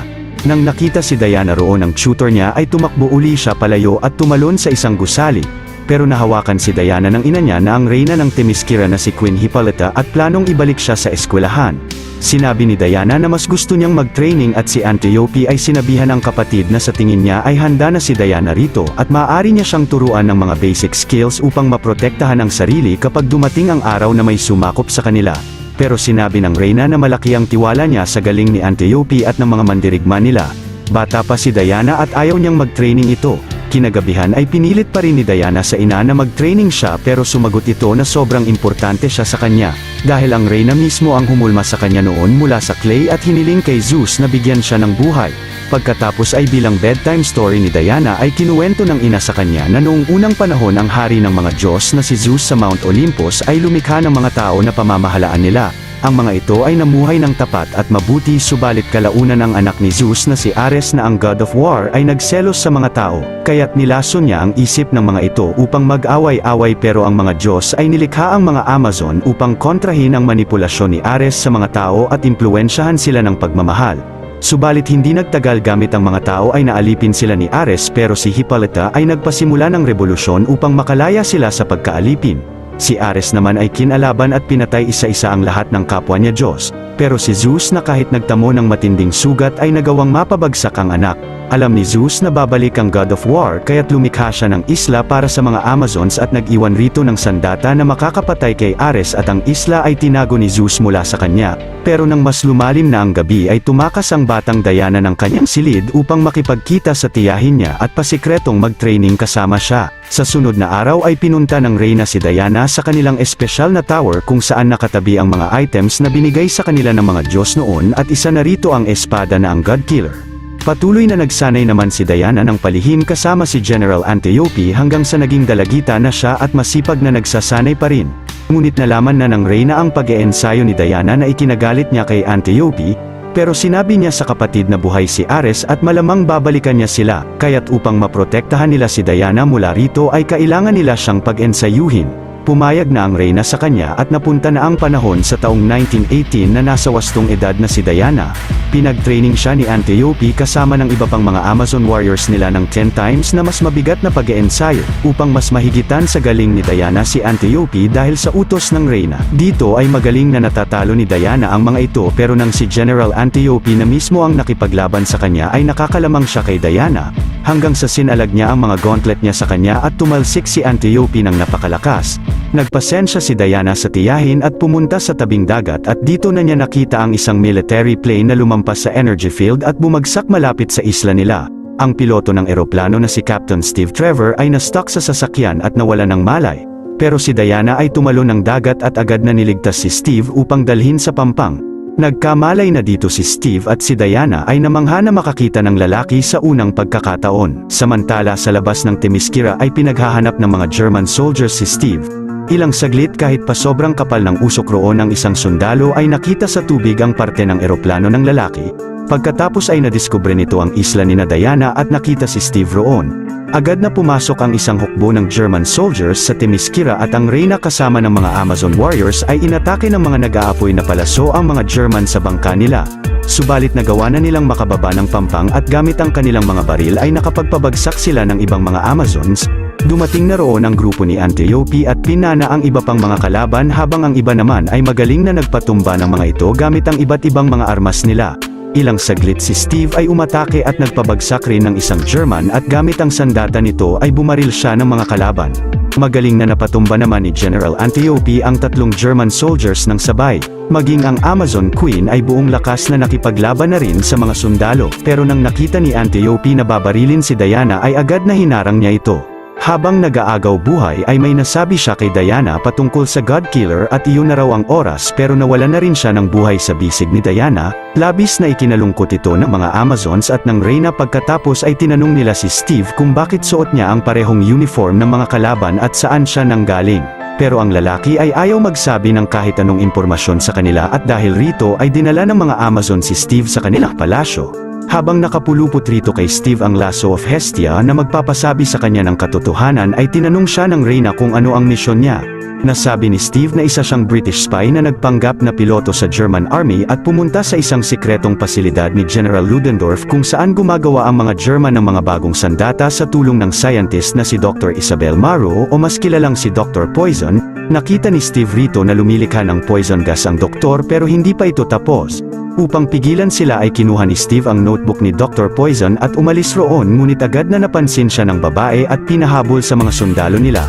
Pero nagawang makasakay ni Steve ng isang aircraft at inatake niya ang ibang eroplano roon pagkatapos ay pinasabog niya ang kanilang sekretong pasilidad. Ngayon ay plano ni Steve na dalhin ang notebook sa kanilang general dahil iyon ang makakapigil sa kasalukuyang World War. Pero hindi alam ni Diana ang tungkol sa gera na ito at sinabi ni Steve na 27 na bansa ngayon ang nagkakaroon ng walang katapusang gera na nagdulot na ng pagkamatay ng 25 milyon na sibilyan at sundalo. Bago tayo magpatuloy, kung mahilig kayo sa mga ganitong Tagalog recap ay huwag niyong kalimutan na mag-subscribe sa channel natin dahil marami pa tayong upload na mga exciting na recap katulad nito. Sinabi naman ni Diana sa ina na malamang kagagawan iyon ni Ares at minungkahi na kailangan nilang sumama kay Steve upang tumulong sa kanila sa gera. Ngunit sinabi ng Reyna na wala silang laban sa sandatahan ng mga ito pero nasabi ni Diana na bilang mga Amazons ay tungkulin nila na pigilan si Ares noon pa. Sumagot ang ina na hindi siya isang Amazon na katulad nila at tumanggi pa rin sa sinasabi niya.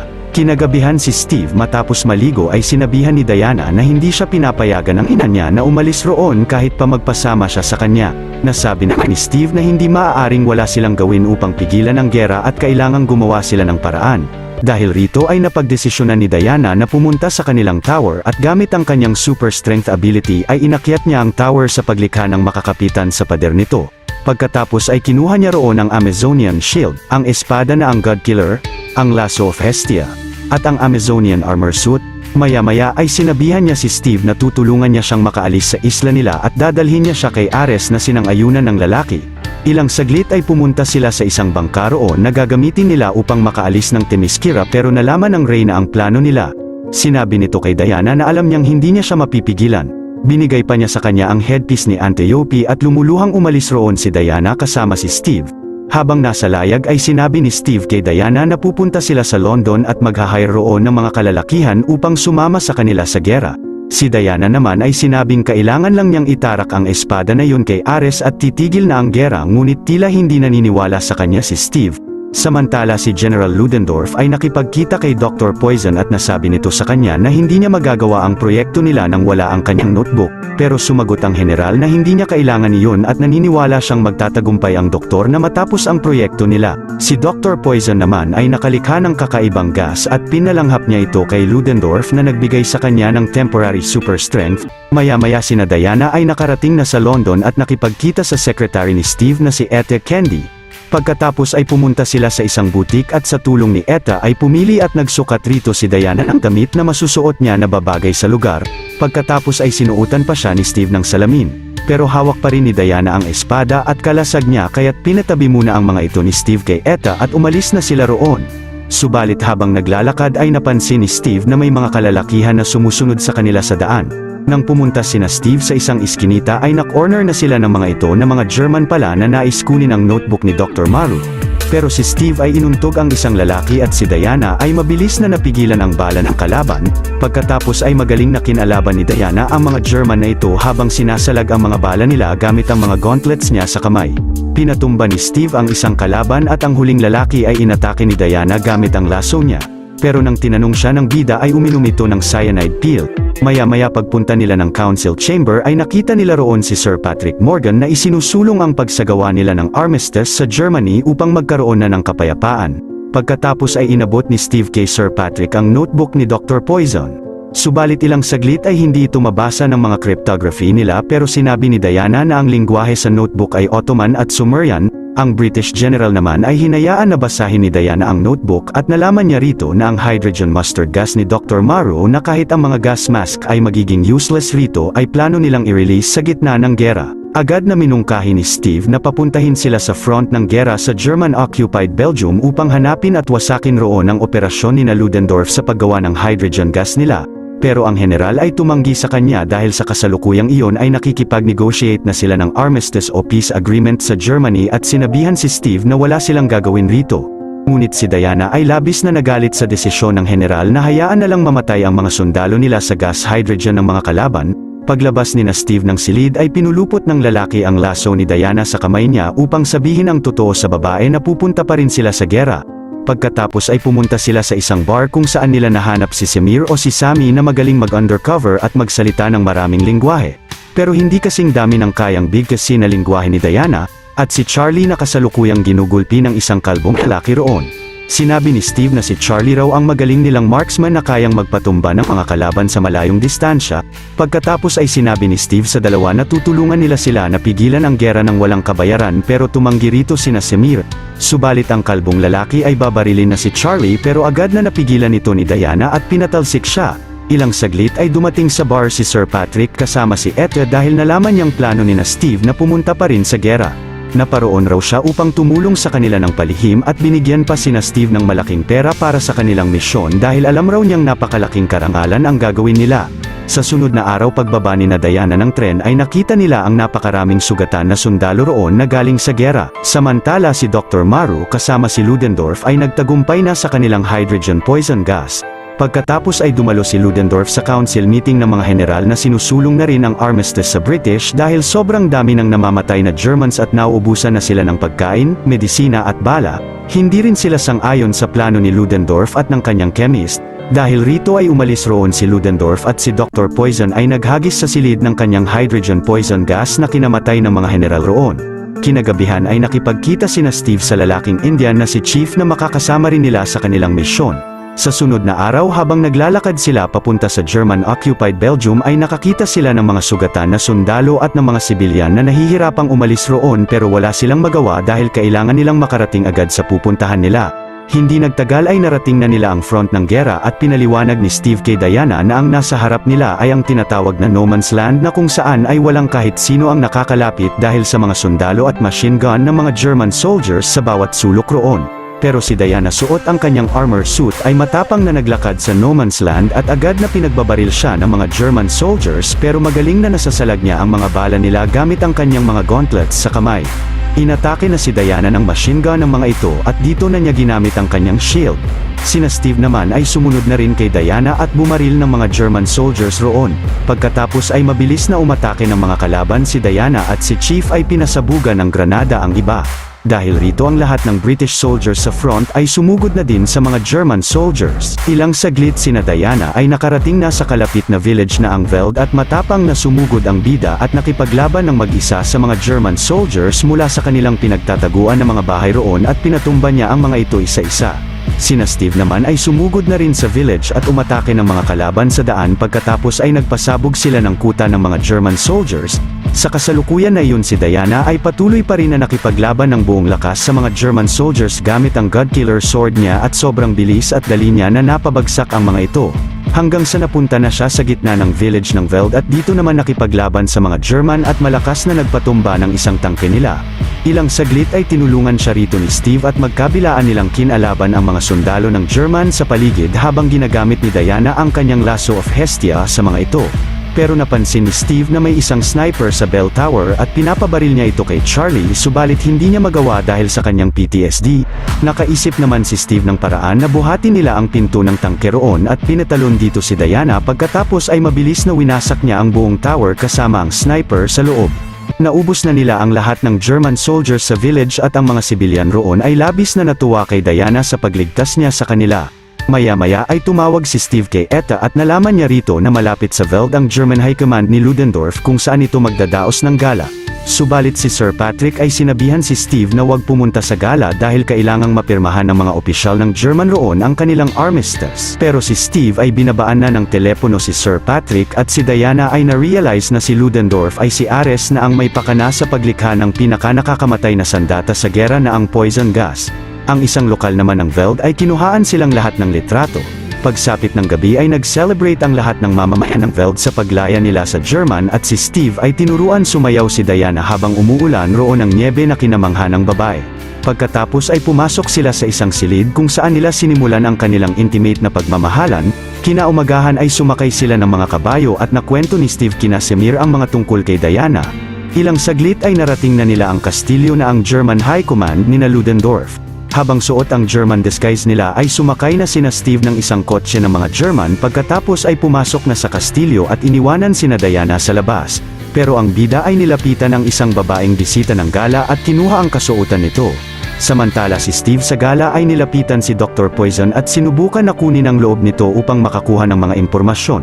Pero nang nakapasok na roon si Diana ay nakita siya ni Steve at ang doktor ay inalisan na siya. Habang dala naman ng babae ang espada niya ay nilapitan niya si Ludendorff pero biglang sinayaw siya nito. Dito ay napag-usapan nila ang tungkol sa God of War na ang gera ay nangangailangan ng mga human sacrifice upang makamtan nila ang mas mabuting estado sa buhay. Inalisan na siya ni Ludendorff at papatayin na ng bida ito pero pinigilan siya ni Steve dahil hindi raw nila mahahanap ang poison gas ni Ludendorff kung tatapusin na niya siya. Ilang saglit ay gamit ang kanya ni Ludendorff sa kastilyo ay nagpasabog siya ng kanilang poison gas. Agad na tumakbo palabas si Diana at sumakay ng kabayo pabalik sa village. Si Steve naman ay pinasundan kina Chief si Ludendorff pagkatapos ay sumunod siya kay Diana. Pagdating ng bida sa Veld ay nakita niyang namatay ang lahat ng mga sibilyan at sundalo roon mula sa hydrogen poison gas ni General Ludendorff na labis na ikinalungkot niya. Sinisi ni Diana si Steve sa pagpigil niya kanina sa kanya na tapusin ang general. Pero si Steve ay sinabing sundan ang usok ni Chief dahil pinasundan niya sa kanila si Ludendorff. Si Diana naman ay mabilis na pinatakbo ang kanyang kabayo at nagpatumba ng German soldier sa kalsada.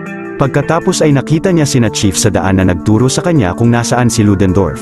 Samantala si Steve ay sumakay ng isang motor roon upang sundan si Diana. Hindi nagtagal ay nakarating na si Diana sa military compound ni Ludendorff at umatake rito ng mga German soldiers. Ang watchtower naman kung nasaan si Ludendorff ay pinuntahan ni Diana at binaril siya nito pero bumalik sa kanya ang bala niya. Agad na lumanghap siya ng espesyal na usok mula kay Dr. Maro at kinalaban niya si Diana ng buong lakas. Nagawang makapantay ni Ludendorff ng lakas sa pakikipaglaban kay Diana at nakuha pa niya ang God Killer Sword ng babae. Pero napatalsik ni Diana si Ludendorff sa labas ng silid at umakyat siya sa bubong ng watchtower. Gamit naman ang laso ni Diana ay binalibag niya rito si Ludendorff pagkatapos ay sinaksak sa kanya ang God Killer Sword. Subalit napansin ng bida na kahit napatumba na niya si Ludendorff ay patuloy pa rin ang mga sundalo niya sa pagload roon ng kanilang napakaraming smoke bomb sa kanilang bomber plane. Ilang saglit ay pinuntahan siya roon ni Steve at sinabi ni Diana sa kanya na labis na nagtataka siya kung bakit hindi pa rin humihinto ang gera matapos na mapatay niya si Ludendorff. Nasabi ni Steve na marahil ay dahil masama talaga ang mga tao kahit walang kontrol ni Ares. Pagkatapos ay sinabihan niya si Diana na kailangan nilang pigilan ang aircraft ng mga German na naglalaman ng mga gas bomb, pero nagpaiwan roon si Diana dahil naniniwala pa rin siyang kagagawan yun ni Ares at sina Steve ay pinuntahan na ang bomber plane ng mga kalaban. Subalit si Diana ay nakita sa loob ng watchtower si Sir Patrick at inamin nito na siya si Ares na ang God of War. Nang nilapitan at inatake ni Diana ito ay mabilis na nawawala siya pagkatapos ay madaling nawasak pa sa kamay niya ang God Killer Sword ng bida. Sinabi naman ni Ares na ang God Killer ay si Diana mismo dahil ang makakapatay lang sa God ay isang God rin. Si Diana na anak ni Zeus kay Hippolyta ang iniwan niyang God Killer sa Themyscira upang mapatay siya. Hindi naniwala rito si Diana at ginamit niya kay Ares ang laso pero lumalabas na totoo ang mga sinasabi niya. Sa kasalukuyan na yun sina Steve habang nakadisguise ay nakalapit na sa bomber plane ng mga German, nagkunwari silang tumutulong magload ng mga bomba at nalaman ni Chief rito na plano ng mga German na pasabugin sa London ang mga gas bomb nila. Si Ares naman ay kinuwento kay Diana na noong napabagsak siya ng ama ay labis na nanghina siya. Ngunit sa paglipas ng panahon ay binigyan niya ng ideya ang mga tao na lumikha ng armas at mga formula na magdudulot ng gera. Pero nang nakita niya si Diana ay naisipan niyang hikayatin siya na makipagtulungan sa kanya na tapusin ang sangkatauhan at ibalik ang mundo sa dating paraiso.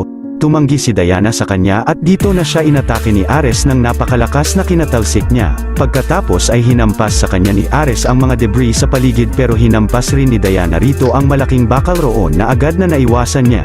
Si Steve naman ay sinabihan sina Semir na kailangan nilang pigilan makaalis ang bomber plane pero sinabi ni Semir na may timer ang eroplano at sasabog pa rin ito roon.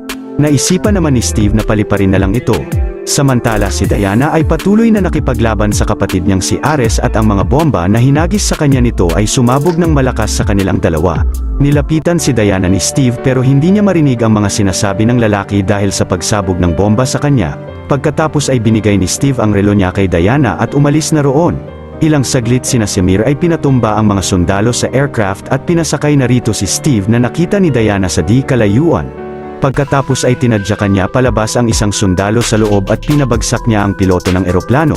Samantala si Diana ay nakita si Ares na pinalibutan ang sarili ng mga bakal upang gawing baluti sa katawan. Mabilis na inatake ng God of War si Diana habang sinabing gusto niyang malaman kung anong klaseng god siya. Maya-maya sina Chief ay pumunta sa malaking pasilidad ni Dr. Maru pagkatapos ay naglagay ng maraming bomba rito at pinasabog ng napakalakas. Sa kasalukuyan na iyon si Diana ay binigay ang buong lakas at galing niya sa pakikipaglaban kay Ares pero nagawa siyang patalsikin ito at ginapusan pa ng mga bakal mula sa isang tangke. Sa sunod na eksena ang mga German soldiers ng compound ay inatake sina Charlie subalit hindi na sila makalaban sa mga ito dahil naubusan na sila ng bala. Sa kasalukuyan na iyon si Steve nang napalipad na ng sobrang taas ang bomber plane ay sinakripisyo ang sariling buhay upang pasabugin ang eroplano sa ere. Labis na ikinalungkot ito ni Diana at malakas na winasak niya ang mga bakal na nakagapos sa kanya.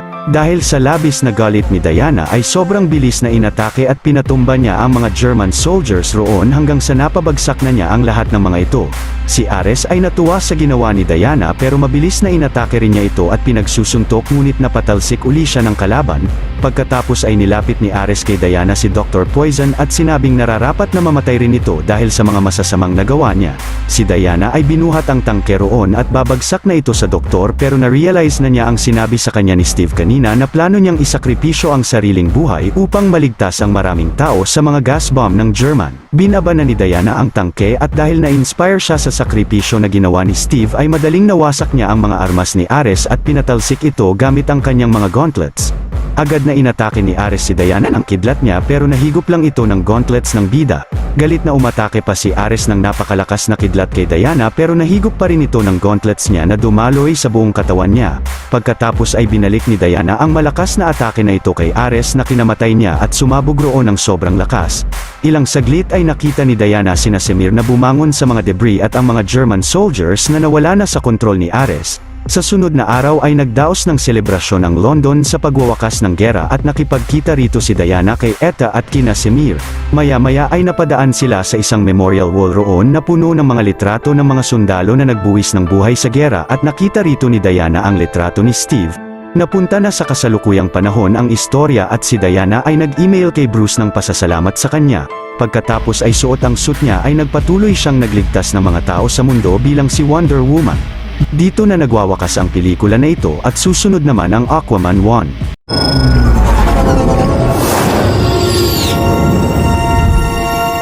Noong 1985 sa Amnesty Bay, Maine, ang lighthouse keeper na si Tom Curry ay nakakita ng sugatang babae sa dalampasigan. Agad na binuhat niya siya roon at dinala sa kanyang bahay. Nang nagising ang babae rito ay may benda na ang sugat niya at binigyan pa siya ng maiinom ni Tom. Pinakilala ng lalaki ang sarili sa kanya at ang babae naman ay sinabing siya si Atlana na reyna ng Atlantes. Si Atlana raw ay tumakbo mula sa kanyang arranged marriage at hindi nagtagal ay na-inlove siya kay Tom. Kalaunan ay nabuntis si Atlana at pinanganak niya ang isang batang lalaki na pinangalanan ni Tom na Arthur mula sa matinding bagyo na nanalasa sa kanila. Ang babae naman ay umaasa kay Arthur na pag-iisahin niya ang mundo ng Atlantes at ng mga tao sa lupa. Isang araw ay biglang sinugod ang bahay nila ng mga sundalo ng Atlantes dahil sa utos ng hari na si Orvax na pabalikin si Atlana sa kanila. Pero ang reyna ay ayaw sumama sa mga ito at magaling na pinabagsak niya ang mga sundalong ito. Pagkatapos ay ginamit ni Atlana ang kanyang trident upang patumbahin ang iba pang mga Atlantean soldiers sa bahay nila. Alam ni Atlana na hindi titigil si King Orvax at upang mapanatili ang kaligtasan ni na Arthur ay napagdesisyonan niya na bumalik ng Atlantes pero pinangakuan niya si Tom na babalik rin siya sa kanila. Lumipas ang ilang taon at si Arthur ay nag-aaral na sa elementarya at nasa aquarium field trip sila. Kinausap ni Arthur ang mga isda roon pero inasar at nilait siya ng mga kaklase niya dahil rito, bigla naman nagalit ang isang pating ng aquarium sa mga bumubuli kay Arthur. Pinakalma ito ni Arthur at ilang saglit ay naglapitan sa kanya ang lahat ng mga hayop sa aquarium na kinamangha ng mga kaklase at teachers niya roon. Napunta na sa kasalukuyang panahon ang istorya at ang isang grupo ng mga pirata na pinamumunuan ni Jesse Kane ay pinagpapatay ang karamihan sa mga crew ng isang Russian nuclear submarine upang hijackin ito. Ang anak naman ni Jesse na si David ay pinatumba ang kapitan ng submarine. Maya-maya ay may biglang umatake ng sobrang lakas sa submarine na kinayanig ng buong sasakyan. Ito pala ay si Arthur o mas kilala na ng mundo bilang si Aquaman at buong lakas na tinulak niya ang submarine papunta sa ibabaw ng dagat. Ilang saglit ay agad na pinasok ni Aquaman ang submarine at mabilis na inatake ang karamihan ng mga pirata sa daan ng sobrang dali. Pagkatapos ay tinulungan niya na patakasin roon ang iba pang mga crew pero biglang pinagbabaril siya ni David. Madali naman itong na-overpower ni Arthur at kahit pa ang espada nito ay hindi siya kayang saktan. Patuloy na kinalaban ni Aquaman ang pirata at nagawa pa niyang putulin ang armas nito at binalibag ng malakas. Subalit si Jesse ay mabilis na pinasabugan ng grenade launcher si Arthur at humampas siya sa pader ng submarine. Si Arthur naman ay hinagisan si Jesse ng steel pipe at umalis na roon pero si Jesse ay pinasabugan uli siya at naiwasan na ito ni Arthur na nagdahilan ng leak sa submarine pagkatapos ay nadaganan ng torpedo ang lalaki. Nakiusap si David kay Arthur na tulungan niya ang kanyang ama pero tumanggi siya sa kadahilanang pumapatay sila ng mga inosenteng tao. Pinapaalis naman roon ni Jesse si David pero ayaw nitong iwanan siya kaya't napilitang maglabas ng ama ng bomba at kahit sobrang bigat sa kalooban ni David ay umalis siya roon ng may labis na galit kay Aquaman. Maya-maya si Arthur ay pinuntahan ang ama niya at uminom silang dalawa sa isang bar. Sa sunod na eksena si King Orm ng Atlantis at si King Nereus ng Zebel Kingdom kasama ang mga sundalo nila ay nag-usap sa dating Council of Kingdoms ng Atlantis.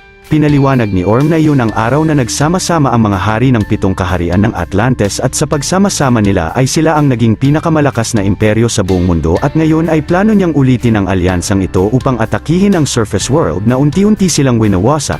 Pero sinabi ni King Nereus na alam niyang plano ni King Orm na kapag napagsama na niya ang kahit 4 sa kaharian ng Atlantis ay tatanghalin na siya bilang Ocean Master na mamumuno ng pinagsamang sandatahan ng mga kaharian ng Atlantis na may pinakamalakas na imperyo sa buong mundo.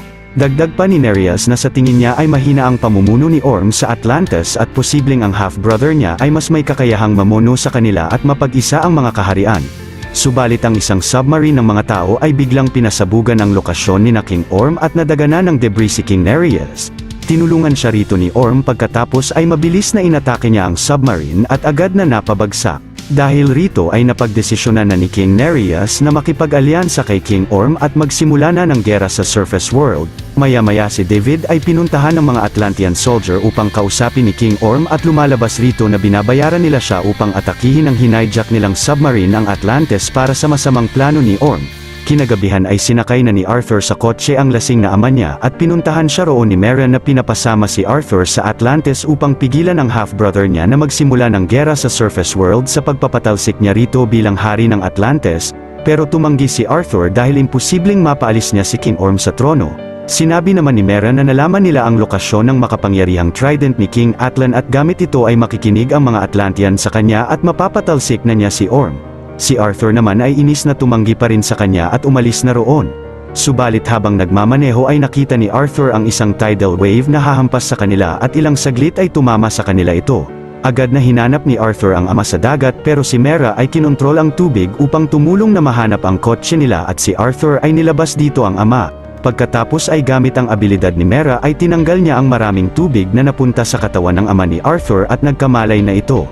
Nagpasalamat si Arthur sa kanya pero sinabi ng babae na simula pa lang iyon ang pag-atake ni King Orm at nakita nilang sobrang laki ng nadulot na pinsala ng tidal wave sa buong lugar.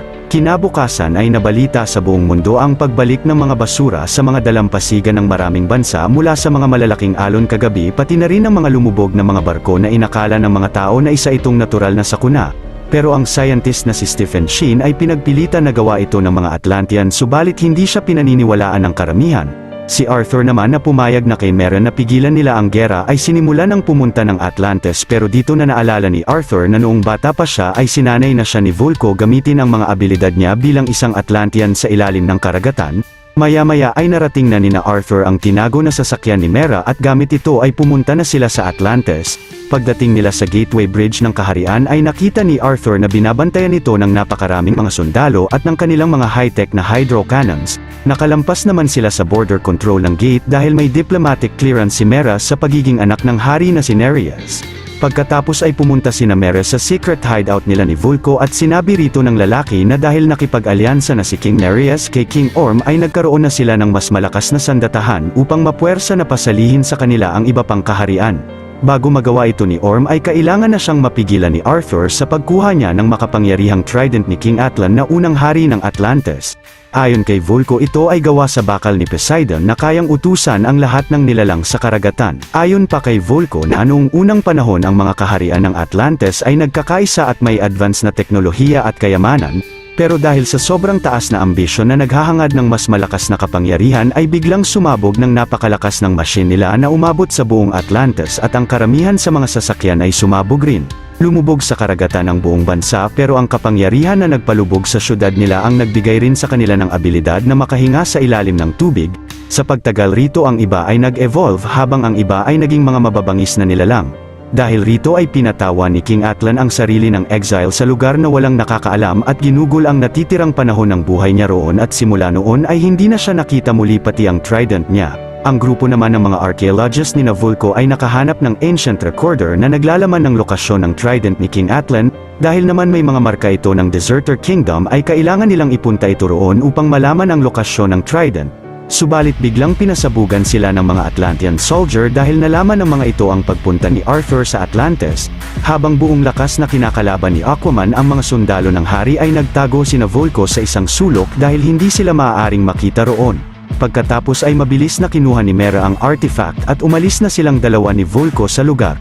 Si Arthur naman ay patuloy na kinalaban pa rin ang mga Atlantean soldier roon at ilang saglit ay dumating ang mga elite commandos ni King Orm pero napatumba rin ni Aquaman ang mga ito. Hanggang sa hinarap si Arthur na leader nila at sa galing nito makipaglaban ay napatalsik niya si Aquaman at pinabagsak. Paggising ni Arthur ay nakagapos na siya sa mga kadena na parang hayop habang kaharap si King Orm. Dahil naman sa panlalait ng half-brother niya sa kanya ay galit na hinamon ni Arthur ito sa isang duelo para sa trono upang pigilan siya na wasakin ang mundo. Sina Mera naman na nakaupo sa tabi ng trono ni Orm ay hindi pumayag rito pero tinanggap pa rin ito ang hamon ni Arthur. Maya-maya habang naghahanda si Arthur sa laban nila ay pinaalala sa kanya ni Vulko ang pagsasanay nila ng hand-to-hand combat noong binatilyo pa siya gamit ang trident ng ina niya. Pagkatapos ay lumikha si Vulko ng shield mula sa tubig gamit ang armas niya at nang inatake ito ni Arthur ay tumalsik siya. Pero dito na tinanong ni Arthur kung kailan niya makikita ang ina niya at nasabi ni Vulko ang katotohanan na noong bumalik sa Atlantis si Queen Atlanna ay kinailangan niyang magpakasal kay King Orvax at nagkaroon siya ng anak rito na si Prince Orm. Subalit nang nalaman ni King Orvax ang tungkol kay Arthur na labis na kinagalit nito ay pinatapon niya si Atlanna sa mga halimaw ng trench na kinamatay niya at ang memoryang ito ay naaalala pa rin ni Arthur. Samantala si King Orm ay binigyan ng bracelet si Mera na galing raw sa ina niya.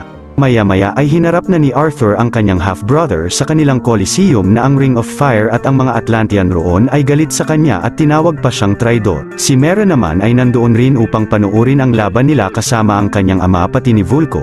Ilang saglit ay nagsimula na ang duelo ni na Arthur laban sa half-brother niya gamit ang trident ng ina niya at si Orm naman ay gamit ang trident ng ama niya.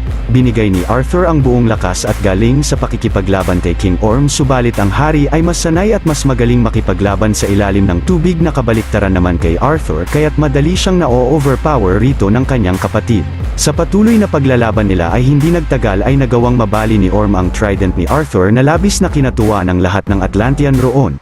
Nang tatapusin na siya ni Orm ay biglang may umatake sa kanya na lumikha ng water vortex upang pabagsakin siya at hinampas sa kanya ito. Ito pala ay si Mera na agad pinasakay si Arthur sa sasakyan niya at mabilis na umalis roon. Agad na hinabol at inatake sina Arthur ng mga Atlantean soldiers na sakay rin ng mga sasakyan ng mga ito. Pero si King Orm ay nagawa silang habulin at inatake ang seacraft nila. Nang nasa Gateway Bridge na sina Arthur ay inatake sila rito ng mga hydro cannons. Ilang saglit si King Orm ay natamaan ang ship ni na Arthur, Bumagsak sa lava ang sasakyan nila pero nagawa nilang makaalis rito at gamit ang abilidad ni Arthur ay nagtago sila sa bibig ng isang balya na roon. Si King Orm naman ay nakitang lumubog sa lava ang sasakyan ni Mera at inakalang nasawi na sila. Sa sunod na araw ay pumunta sina Arthur sa Sahara Desert kung nasaan ang dating deserter kingdom ng Atlantis. Pagkatapos ay sumakay sila rito ng isang eroplano at nasabi ni Mera kay Arthur na pag bumalik siya ng Atlantis ay papatapon na siya ni Orm sa trench dahil sa katrayduran na ginawa niya na katulad ng ginawa sa ina ni Arthur noon. Samantala si Captain Merc ay natrack sina Mera mula sa tracker nito na kinagulat ni King Orm. Napagdesisyonan naman ni Orm na ipapatay sila sa mga sundalo niya pero si King Nereus ay sinabing paaresto niya lang si Mera kundi ay tatapusin na niya ang alyansa nila kaya't napilitan si Orm na ipahuli lang sina Mera sa kanyang mga sundalo. Maya-maya ay na-identify ng device ni Mera na nasa lokasyon na sila ng dating deserter kingdom kaya't agad na tumalon na siya rito at si Arthur ay sinundan siya. Sa sunod na eksena ay nakipagkita ang mga sundalo ng Atlantis kay David upang ibigay ni King Orm sa kanya ang kanilang makabagong armor at weapon upang ipapatay sina Arthur at Mera kasama ng kanyang mga elite commandos na labis na ikinatuwa ni David dahil makakapaghiganti na siya kay Aquaman. Pero pag-uwi ni David ay binaklas niya ang mga Atlantean suit at weapon upang gumawa ng sarili niyang suit at pininturahan ito ng itim. Sina Arthur naman na patuloy na naglalakad sa disyerto ay biglang nahulog sa isang butas at sinundan naman siya rito ni Mera. Dito na nila narating ang Lost Kingdom of Deserters at pinasok ang Hall of Armory roon kung saan ginawa ang trident ni King Atlan. Pagkatapos ay mula sa sinaunang machine rito ng Atlantis ay nilagay nila ang cylinder pero hindi ito gumana. Naisipan naman kumuha ng konting tubig ni Mera kay Arthur at nilagay ito sa device at nagsimula ng umandar na machine.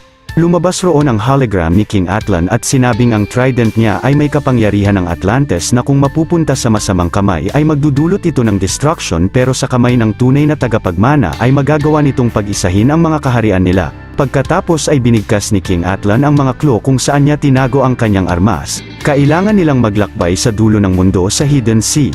Tumingin sa loob ng bote para sa mapa at sa kamay lang ng tunay na hari makikita ito. Pagkatapos si Mera ay winasak ang cylinder upang hindi na ito mahanap ni Orm at ilang saglit ay may lumabas na bote sa sahig na naglalaman ng mapa kung saan sila susunod na pupunta. Agad na pinuntahan ni na Arthur ang Sicily, Italy na ang lugar na naka-indicate sa mapa. Samantala si King Orm ay inimbitahan ang hari ng Fisherman Kingdom na sumama sa alyansa nila pero tumanggi ito dahil ayaw nilang makipaglaban sa Surface World. Tinawag itong duwag ni Orm pagkatapos ay mabilis na inatake niya ito ng kanyang trident at si King Nereus ay pinagbabaril ang mga sundalo ng hari sa paligid. Sinabihan naman ni Orm ang prinsesa ng kaharian na maghanda na sila sa pag-atake nila sa sunod na kaharian na ang Brine Kingdom. Maya-maya sina Arthur ay pinuntahan ang isang monumento ng Sicily kung nasaan ang mga rebulto ng mga leader ng bansa. Ilang saglit ay na-realize ni Arthur ang sinabing clue ni King Atlan na tumingin sa bote para sa mapa at nang tumingin siya mula sa butas nito ay may nakita nga siyang mapa. Dahil naman ang huling clue ay ang tunay na hari ang makakakita nito kaya't nang nakita ni Arthur roon ang rebulto ni King Romulus ay nilagay niya ang bote sa kamay nito at nalaman na nila ang lokasyon ng trident. Subalit biglang pinasabugan sila roon ng napakalakas ni David na suot ang bagong Atlantean suit niya bilang si Black Manta. Pagkatapos ay inatake niya ng laser beam si Aquaman at si Mera naman ay kinorner ng mga elite commandos pero gamit ang magaling na hand-to-hand combat skill ng babae ay kinalaban niya ang mga sundalo na ito at pinabagsak. Ngunit dumating roon ang isa pang Atlantean soldier na pinagbabaril siya at agad na tumakbo si Mera palayo rito. Si Arthur naman ay kinalaban ni Black Manta at dahil sa bagong suit nito ay nagagawa na siyang ma-overpower ni David, pati ang Atlantean steel niya ay nagagawa na rin sugatan si Arthur ng ilang beses pagkatapos ay pinatalsik uli siya ni David gamit ang laser niya sa helmet. Tinanong naman ni Arthur kung paano nila siya nahanap at sumagot si David na dahil kay Mera na nilagyan ng tracker ni Orm pagkatapos ay inatake niya si Arthur at pinasabugan siya ng kanyang malakas na laser beam. Samantala si Mera habang tumatakbo sa mga bubong ng kabahayan roon ay hinahabol ng mga elite commandos hanggang sa bumagsak siya sa isang tindahan ng alak at sinakal rito ni Captain Merc pero nagawa niyang tanggalan ito ng device sa ulo at naglikang tubig sa suit niya. Gamit naman ang mga alak roon ay inatake ni Mera ang dalawa pang Atlantean soldier sa labas na kinabagsak ng mga ito. Ilang saglit si Arthur ay inatake sa likod ni Black Manta pero nagawa niyang suntukin ito ng malakas. Sinaksak siya ni David at binalibag ito ni Arthur roon. Lumipad naman paalis si Black Manta pero pinigilan siya ni Arthur at sumabog ang laser niya sa helmet pagkatapos ay nahulog siya sa kalapit na bangin rito. Nilapitan ni Mera si Arthur na nanghihina at sinabi nito sa kanya na tinatrak siya ng mga kalaban at agad na winasak ng babae ang bracelet niya.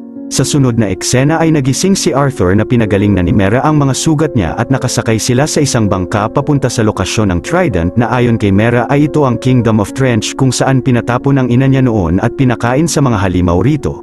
Sa kasalukuyang iyon si King Orm dahil sa inis na hindi na nila matrak si Mera ay sinabi niya kay Vulko na dati pa niyang alam na nagtatraidor na siya sa kaharian nila sa pagsani nito kay Arthur noong bata pa ito at inutusan ni Orm ang mga sundalo niya na ikulong si Vulko.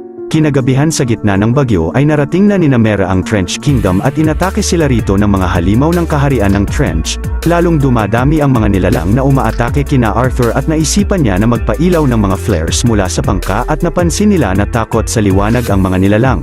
Pagkatapos ay tumalon silang dalawa ni Mera ng barko dala ang mga flares at sa pagsisid nila rito ay hinabol sila ng sobrang daming mga halimaw ng Trench.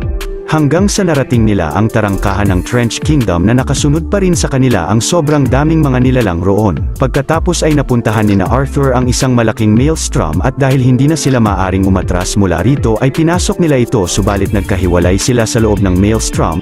May biglang kumuha naman roon kay Mera at dinala siya sa dalampasigan ng Hidden Sea na nasa core ng Earth.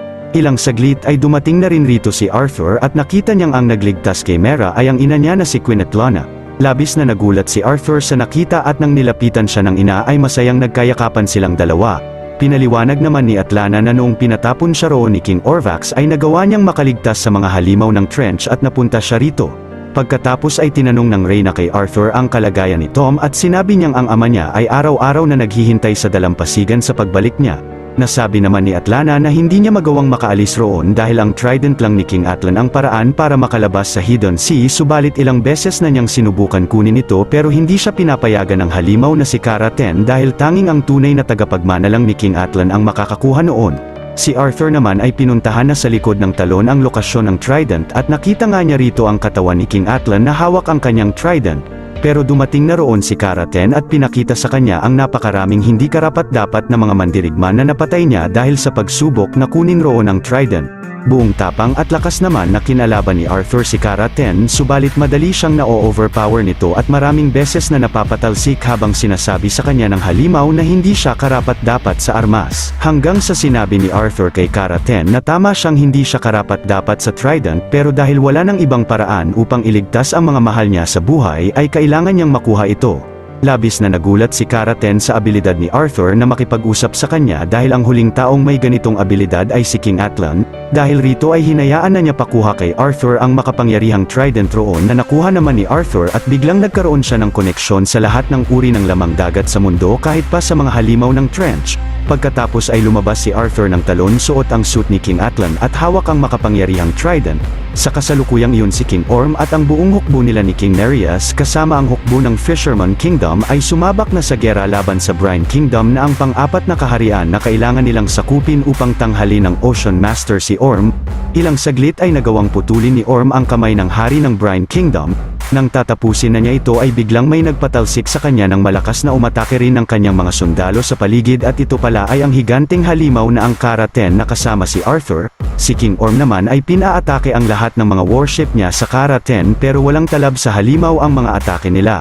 Patuloy na umatake ang higanting si Cara Ten ng malalaking sasakyan ni King Orm habang inaatake pa rin siya ng mga seacraft nila. Hanggang sa inutusan ni Arthur ang mga sasakyang hayop ng mga Atlantean soldiers pati na ang lahat ng hayop ng karagatan na atakihin at kalabanin ng mga ito ang mga sundalo ni King Orm at lahat ng kanilang mga seacraft. Sinabihan naman ni Mera si Arthur na dumadami na ang nasasawi sa gera at kailangan na niyang harapin at talunin si Orm pagkatapos ay hinalikan siya ng babae. Ilang saglit ay pinaatake ni Arthur ang mga halimaw ng trench kay King Orm at nagpahabol siya rito papunta sa isang Atlantean warship sa ibabaw ng dagat. Nang nagkaharap silang dalawa rito ni Orm ay pumunta rin ang lahat sa ibabaw ng dagat upang panuorin ang ikalawang duelo nina Arthur para sa trono, maging si Vulko na tinulungang makatakas ni Mera sa kulungan ay nag-aabang na rin sa laban nina Arthur. Ilang saglit ay sinimulan na nina King Orm at Arthur ang kanilang pangalawang laban at dahil mas magaling makipaglaban si Arthur sa surface ay nagagawa na niyang makalamang sa kanyang kapatid.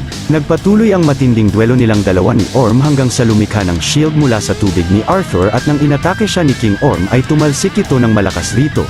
Pagkatapos ay hinagis ni Arthur ang trident niya kay Orm at tumalon sa taas niya upang wasakin ang trident nito. Nang tatapusin na ni Arthur si Orm ay hindi niya ito tinuloy at nagpakita na roon si Queen Atlana na labis na kinagulat ni Orm at niyakap siya ng ina. Ilang saglit ay pumunta roon si Vulko kasama ng mga Atlantean soldier at lumuhod sila kay Queen Atlana pagkatapos ay pinadakip ni Vulko si Orm sa mga sundalo nila. Si Mera naman ay inanunsyo sa lahat na si King Arthur na ang bagong hari nila na kinatuwa ng lahat ng mga Atlantean. Sa sunod na araw si Queen Atlana ay bumalik na kay Tom at magkahalong saya at sorpresa ang naramdaman ng lalaki na mahagkan muli ang asawa. Habang si Arthur naman ay patuloy na naging hari ng buong karagatan at protector nito bilang si Aquaman. Sa mid-credit scene, si David na sugatan at palutang-lutang sa karagatan ay nakita ng scientist na si Dr. Shin. Pagkatapos ay pinag-aralan nito ang suit niya pero biglang napasabog nito ang bubungan ng bahay niya. Tinanong naman ni Shin kay David kung paano niya nakuha ang Atlantean suit na iyon at sumang-ayon ang lalaki kung tutulungan niya siyang mahanap si Aquaman. Dito na nagwawakas ang pelikula na ito at susunod naman ang Justice League Zack Snyder's Cut Part 1.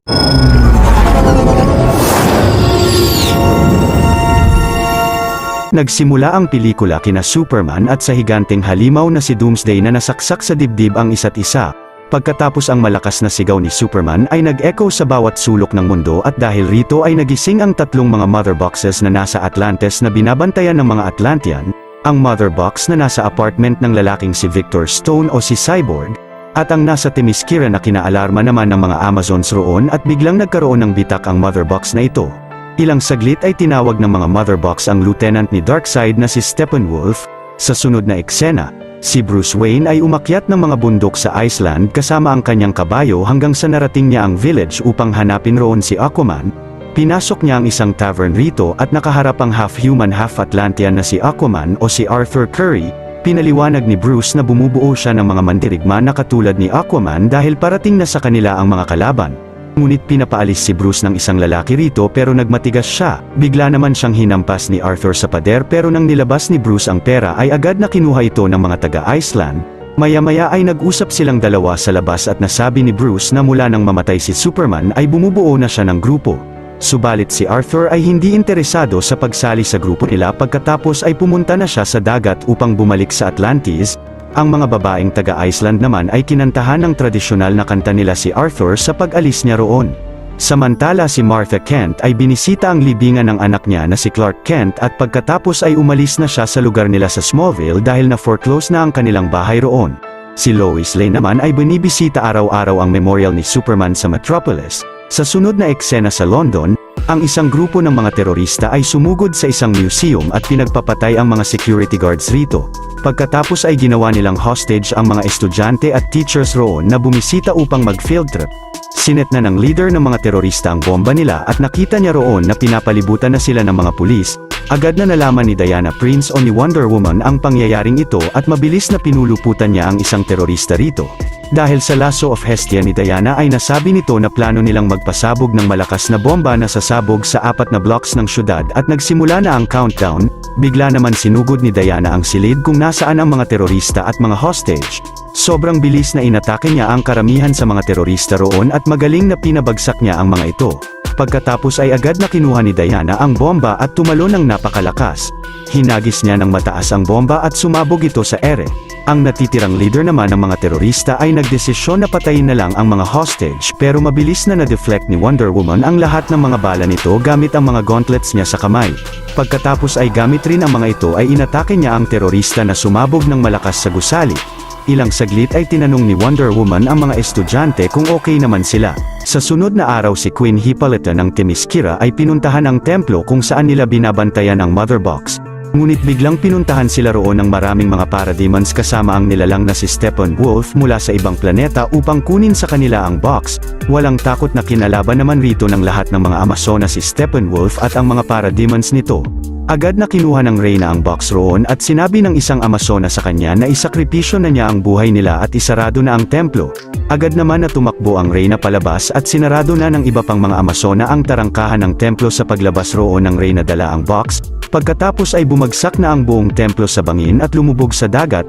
Binigay ng Reyna ang box sa mga Amazona na nakaabang sa labas at bago pa siya magdalamhati sa mga Amazonang lumubog kasama ng templo ay biglang lumabas mula rito sina Steppenwolf at ang kanyang mga parademons. Agad na inatake ni Steppenwolf ang mga Amazona na sakay ng mga kabayo at nahawakan ng isang parademon ang mother box pero inatake ito ng sibat ng kasamahan nila at tumalsik ang box. Kinuha ito ng isa pang Amazona at gamit ang kanyang pana at palaso ay pinasa niya ang mother box sa isa pang Amazona na kasama ang Reyna subalit si Steppenwolf ay mabilis na pinatalsik silang dalawa. Dinampot ng kalaban ang mother box pero parating na roon ang mas malaking hukbo ng mga Amazona. Inatake ng mga ito si Steppenwolf ngunit mabilis na nakaalis siya roon. Maya-maya ay pumunta si Steppenwolf kasama ang kanyang mga parademons sa isang abandonadong power plant sa Russia at nilagay rito ang nakuha niyang mother box. Pagkatapos ay sinabihan niya ang mga parademons na hanapin ang dalawa pang mga mother box sa Earth. Samantala ang butler ni Bruce na si Alfred Pennyworth gamit ang research system nila ay nakahanap ng isa pang meta-human at ito ay si Barry Allen ng Central City. Kinagabihan sa Themyscira ay nilabas ng mga Amazona ang espesyal na palaso nila na ang Arrow of Artemis. Gamit ito ay plano ng Reyna magpadala ng mensahe sa anak niya na si Diana na nasa estado na sila ng gera. Sinilaban na ng Reyna ang palaso at pinana ito sa kalangitan hanggang sa tumama ito sa Amazon Temple sa Greece. Maya-maya naman sa Star Labs facility.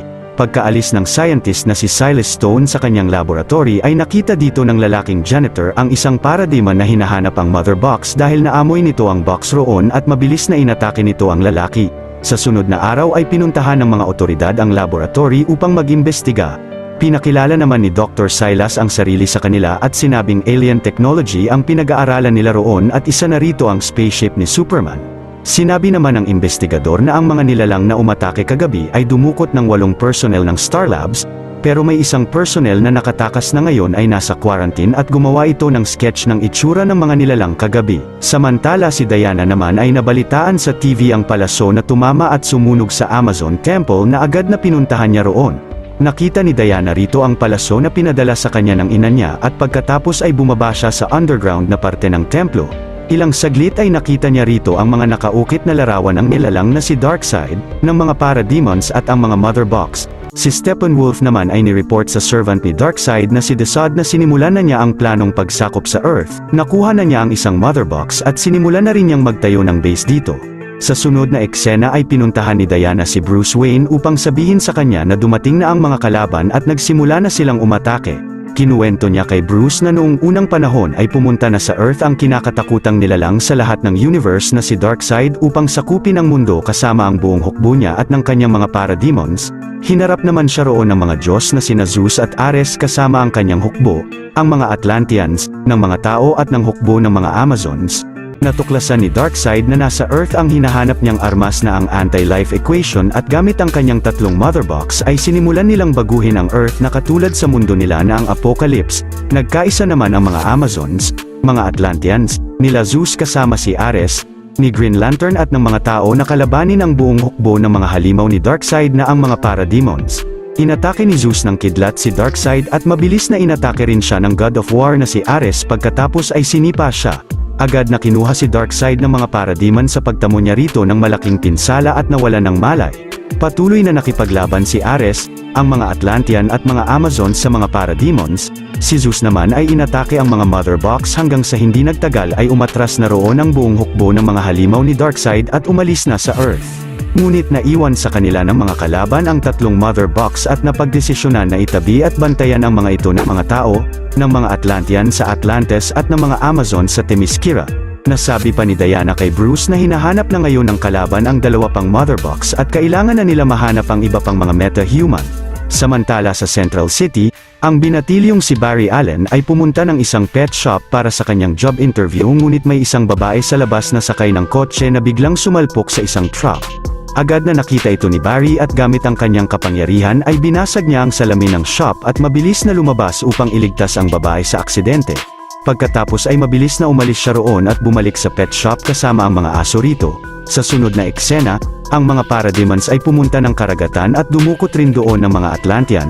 Na-sense ni Steppenwolf ang amoy ng mother box sa isang Atlantean dahil napalapit ito rito. Mabilis na hinampas niya ang Atlantean sa isang malaking bato at gamit ang device ni Steppenwolf ay nalaman niya rito ang eksaktong lokasyon ng mother box sa Atlantis. Maya-maya naman ay kinausap ng Atlantean na si Vulko si Arthur na dinudukot raw ng mga parademons ang mga bantay nila sa stronghold ng mother box. Dagdag pa ni Vulko na nararapat lang na kunin ni Arthur ang trident ng ina niya at protektahan ang stronghold ng mother box pagkatapos ay umalis na siya roon. Sa sunod na eksena ay nag-flashback ang istorya sa panahong nasa normal na estado pa ang katawan ni Victor Stone at isa siyang magaling na American football player. Ang ina niya ay palagi siyang sinusuportahan ngunit ang ama niya na si Silas Stone ay laging busy sa trabaho. Nang pauwi na sina Victor ay biglang naaksidente silang dalawa. Namatay ang asawa ni Silas at si Victor naman ay malaki ang posibilidad na mamatay na rin. Labis ang kalungkutan ni Silas na makita ang sitwasyon ni Victor at dahil sa sobrang pagkadesperado ay ginamit niya ang mother box na nasa laboratory ng Star Labs at nakagawa siya ng paraan na i-activate ito. Upang mapanatiling buhay ang anak niya ay ginamit niya ang kapangyarihan ng box at ginawa nitong cyborg ang buong katawan ni Victor. Ito ay nagbigay sa kanya ng superhuman strength, abilidad na makalipad kahit pa hanggang kalangitan, kakayahang kontrolin gamit sa isip lang ang telecommunications, power grids, at lahat ng digital networks sa mundo. Kahit pa ang buong sandatahan ng mundo ay magagawa rin niyang kontrolin sa isip lamang. Samantala si Barry Allen ay binisita sa kulungan ang ama niya na nakulong sa salang pagpatay ng ina ni Barry na hindi naman ito ginawa. Pagka-uwi ni Barry sa bahay niya ay hinihintay siya roon ni Bruce at sinabi nito sa kanya na kilala niya siya at alam niyang si Barry ay may espesyal na mga abilidad. Bigla naman hinagisan ni Bruce ng batarang ang binatilyo at gamit ang abilidad ni Barry ay mabilis na naiwasan niya ito at agad na nakuha sa ere at dahil rito ay nalaman niya na si Bruce ay si Batman. Sinabi naman ni Bruce na bumubuo siya ng grupo na may mga espesyal na abilidad na agad sinang-ayunan ni Barry at kinatuwa ni Bruce. Si Diana naman gamit ang research system ni Bruce ay sinubukan mag-research patungkol kay Victor Stone pero biglang nagpadala rito ng mensahe si Victor na nais niyang makipagkita kay Diana. Agad na hinarap niya rito si Victor at sinabi sa kanya na kailangan nila siya sa grupo nila dahil kailangan rin siya ng mundo. Ngunit si Victor ay hindi pa handang tanggapin ang alok ni Diana at mabilis na umalis roon. Samantala si Silas ay bumisita sa bahay ni Victor subalit bigla siyang dinukot rito ng isang parademon.